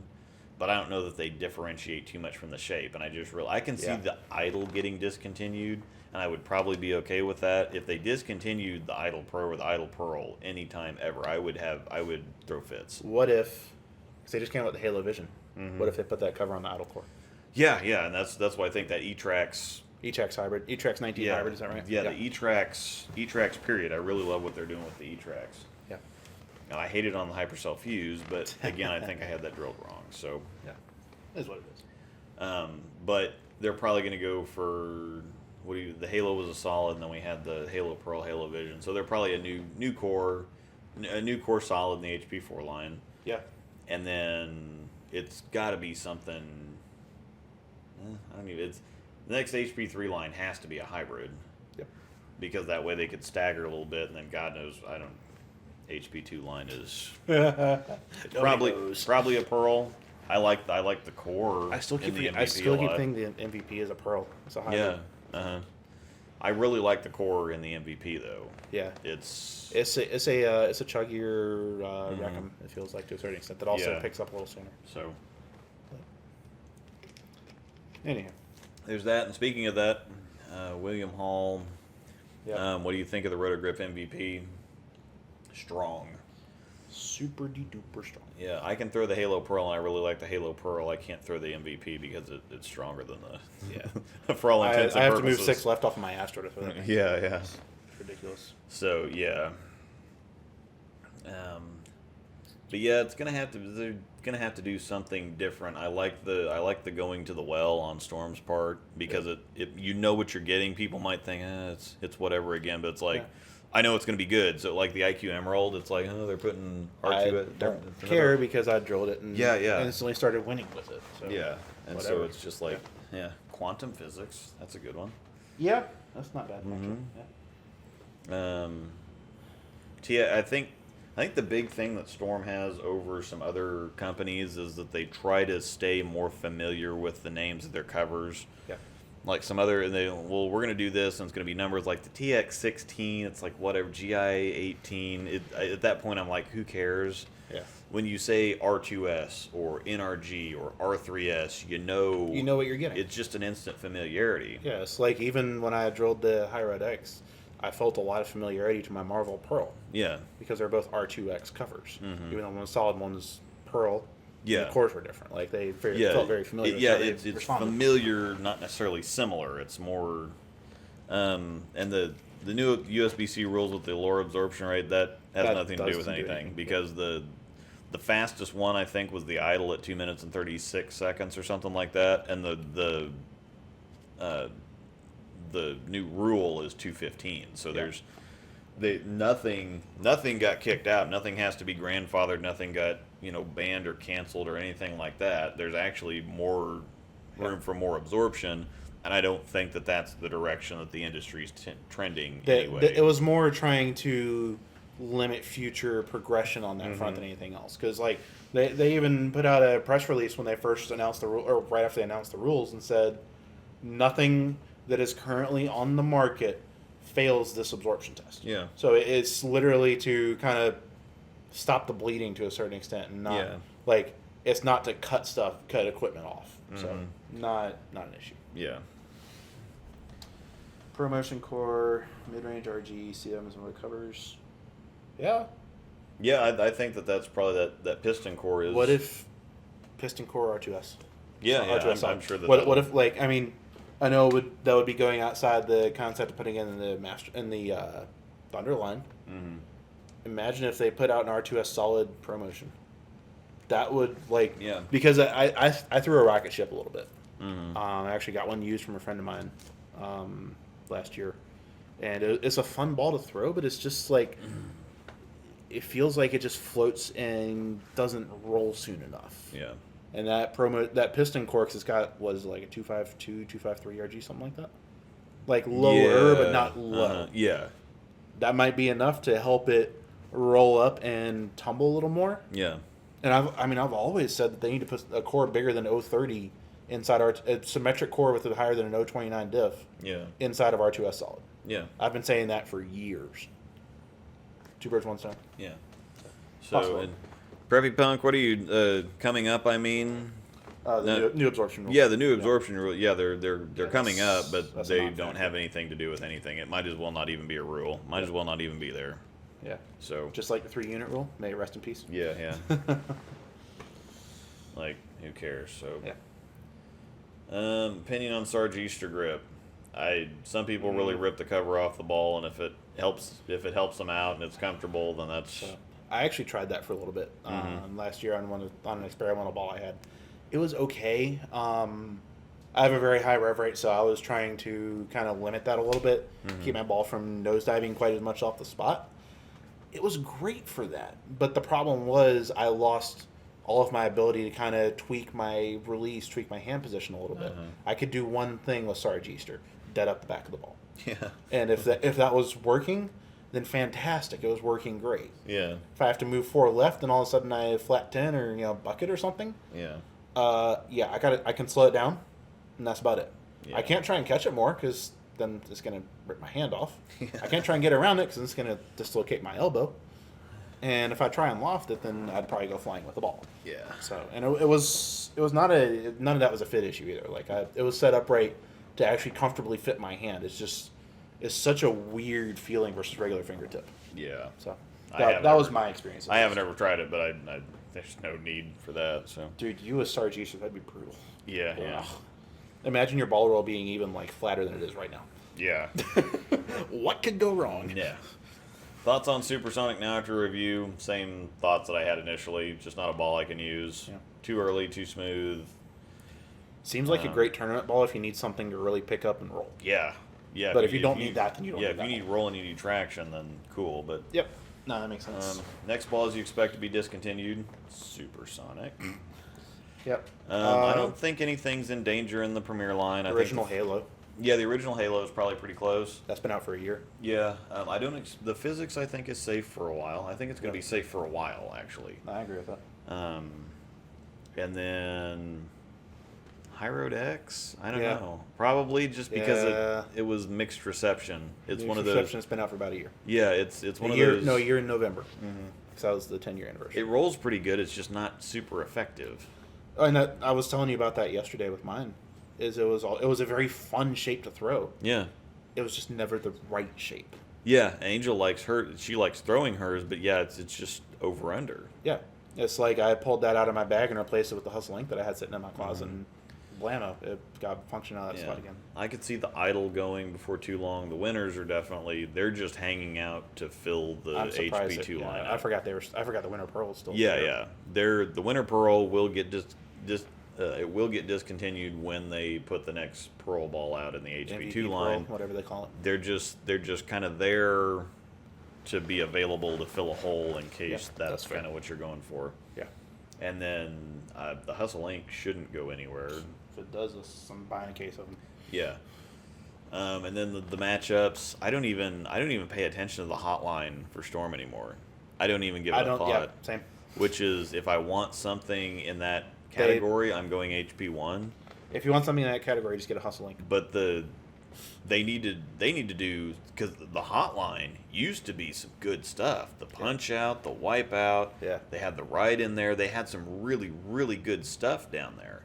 But as soon as the matchups came, or the matches were all right, and then the matchups weren't great, and now they're just kind of like, oh, here's another matchup. They're It's- there. That's yeah, about it. they're there to be there. So Yeah. Yeah. I'm gonna step out for just a second. Be right back. Yep. Are you gonna get any other international releases for review? I do have some other international releases. I have a Halo Burn. My wife I got her a Code Extreme, which is NRG2 cover on the code, the RAD4 code core. Bork, bork, bork, bork, yeah. James is in the building. And what else do I have up there? I have some other interesting stuff. I got a, what is that? and Eternal Domination that Tawny shipped me. Tawny's the dude, by the way. But as far as international balls go, they kind of want me to more promote the stuff that we're making stateside that everybody can just go out to a pro shop and get. So while it's fun to do the international stuff, it's not super productive or, you know, I really need to be showing off the stuff that you can walk into your pro shop and get versus having to contact an international ball dealer and wherever here or wherever there. So,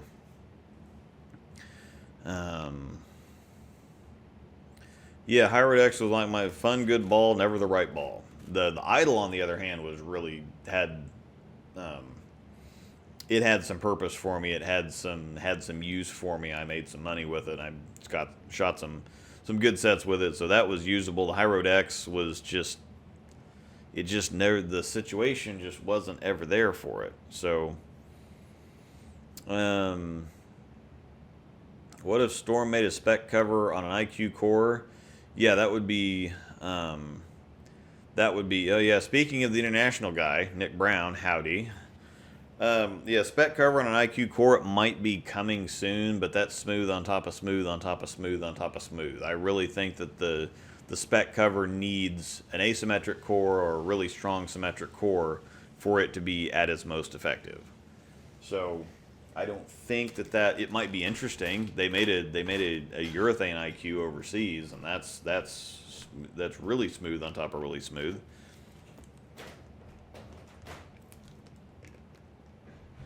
Tell them to make the domestic balls look as good as the international balls. We've had some here recently that the Astrophysics looks really good. The IQ Emerald looks really good. So we have had some kind of international looking balls here stateside recently. So yeah, Nick Brown in the house, SRG BBFS. What's up, Nick? Hashtag SRG BBFS. Visit them on Facebook, Storm Roto Grip Bowling Balls for sale on Facebook. We've got like 17,000 members now. So, I mean, that's Facebook groups, you know, you get a couple hundred and that's good going, but this one's got 17,000 members now or something. So whenever I've needed to list stuff to sell it, yeah, to get it moved pretty quickly through there. Yeah, it's the best place. Or at least generate some solid interest. Mm-hmm. What do you think the next remake will be? If there was anything, it'd be an IQ Tour Fusion. Yeah. If we're talking remakes, and I don't think they're going to come out with another remake this year. Mm-hmm. Because I consider the Emerald a remake, even though it's not technically. I think we'll see another ball with the Hot Shot core. Probably not. Hot Shot, is that the winner core? No, the Hot Shot was the show off. Oh, that's right. The altered Hot Shot was the all out. No, the Hot Shot was. I know that the all out show off was the altered Hot Shot. I'm pretty sure that that's got the all out, or that's got the altered Hot Shot. No, all out is normal. Altered Hot Shot is the winner core. Okay. Yeah, that's right. Yeah. Probably not. Spec is yucky and not in a good way. I don't know what you're talking about. It's yucky on house. How about that? Yeah. I mean, well, it's yucky for most people on house. Mm-hmm. Most people in most situations on house. If you get like some situations like your Crux Prime at Westridge, looks insane there. Yeah. There's a guy I know who's on my UBA team who has his lefty pretty high amount of axis rotation, rev speed matched. Mm-hmm. And for some reason, like a 3,000 grit Crux Prime is like a voodoo ball for him. Yeah. And like he can strike with it anywhere. So sometimes, yeah. It's dependent on ball and bowler, or dependent on bowler and situation. Well, Nick, it probably would puke for you. The Flaming Weber. Yeah. Caribbean Obsidian already told us. Hot Shot is show off. Altered is the winner. Yeah. All right. Well, I think we can probably wrap this thing up now. We're traveling to We are heading down to Wichita tomorrow to visit Anthony Lockwood, North Rock. Check out get North some Rock pizza at AJ's, and just generally eat a lot. So and maybe do a little bowling too. I don't know. Yeah. Maybe. Yeah. possibly at North Rock. Yep. And then Monday we're bowling the sweeper. Yeah, Monday we're bowling the sweeper to Olathe, and then we're eating more. Yep. But yeah, tomorrow we're eating a lot of food. Yeah. Which sidebar the pulled pork nachos at Norseman? Yeah. Those were good. Yep. So yeah, we've had some. All right, if you had the correct prime the intense, and you can only have one more bowl, what would it be? Can I throw away both of those and pick a new 3-ball bag? Idle Pro. I mean, it'd be Idle Pro or maybe an Idle Pro, depending on how big of a gap down you want. Because the intense you've got plenty of it early already, so you probably need something that'll float better. I think it's one of those things. If you don't have an Idle Pro, I will recommend an Idle Pro first, no matter what you really need. Yeah. I could agree with that. So, but anyway, yeah, we've got a long day tomorrow. We've had a couple long days already. Yeah. No, the traveling and then bowling league and then and then we went and got food at where was the name of the place? We went to? Pennant. Yeah, Pennant. Which that food is delicious. But golly, I was tired. Yeah. We were tired after that, and then we got up and went and bowled today, and then we hung out for a little while. We watched the fabulous programming on FloBowling this afternoon. Yeah, FlowBowling. And played with some puppers. Yep. And then most of them are not thinking I'm going to burn the house down. So yeah. Progress. So, all right, we're gonna call this thing a thing. So thanks everybody for watching. Enjoyed it as always. Till next time. Thanks to James for stopping by. And thank you for having me out here. It's been a lot of fun so far. Yeah, this is cool, and also helps to have somebody to go back and forth with on the live stream. Yeah. Because every once in a while I'm like, well, I got to keep talking. So yeah, I mean, I'm having someone to bounce stuff off of can be helpful. So, all right, thanks everybody. Thank See you y'all. later.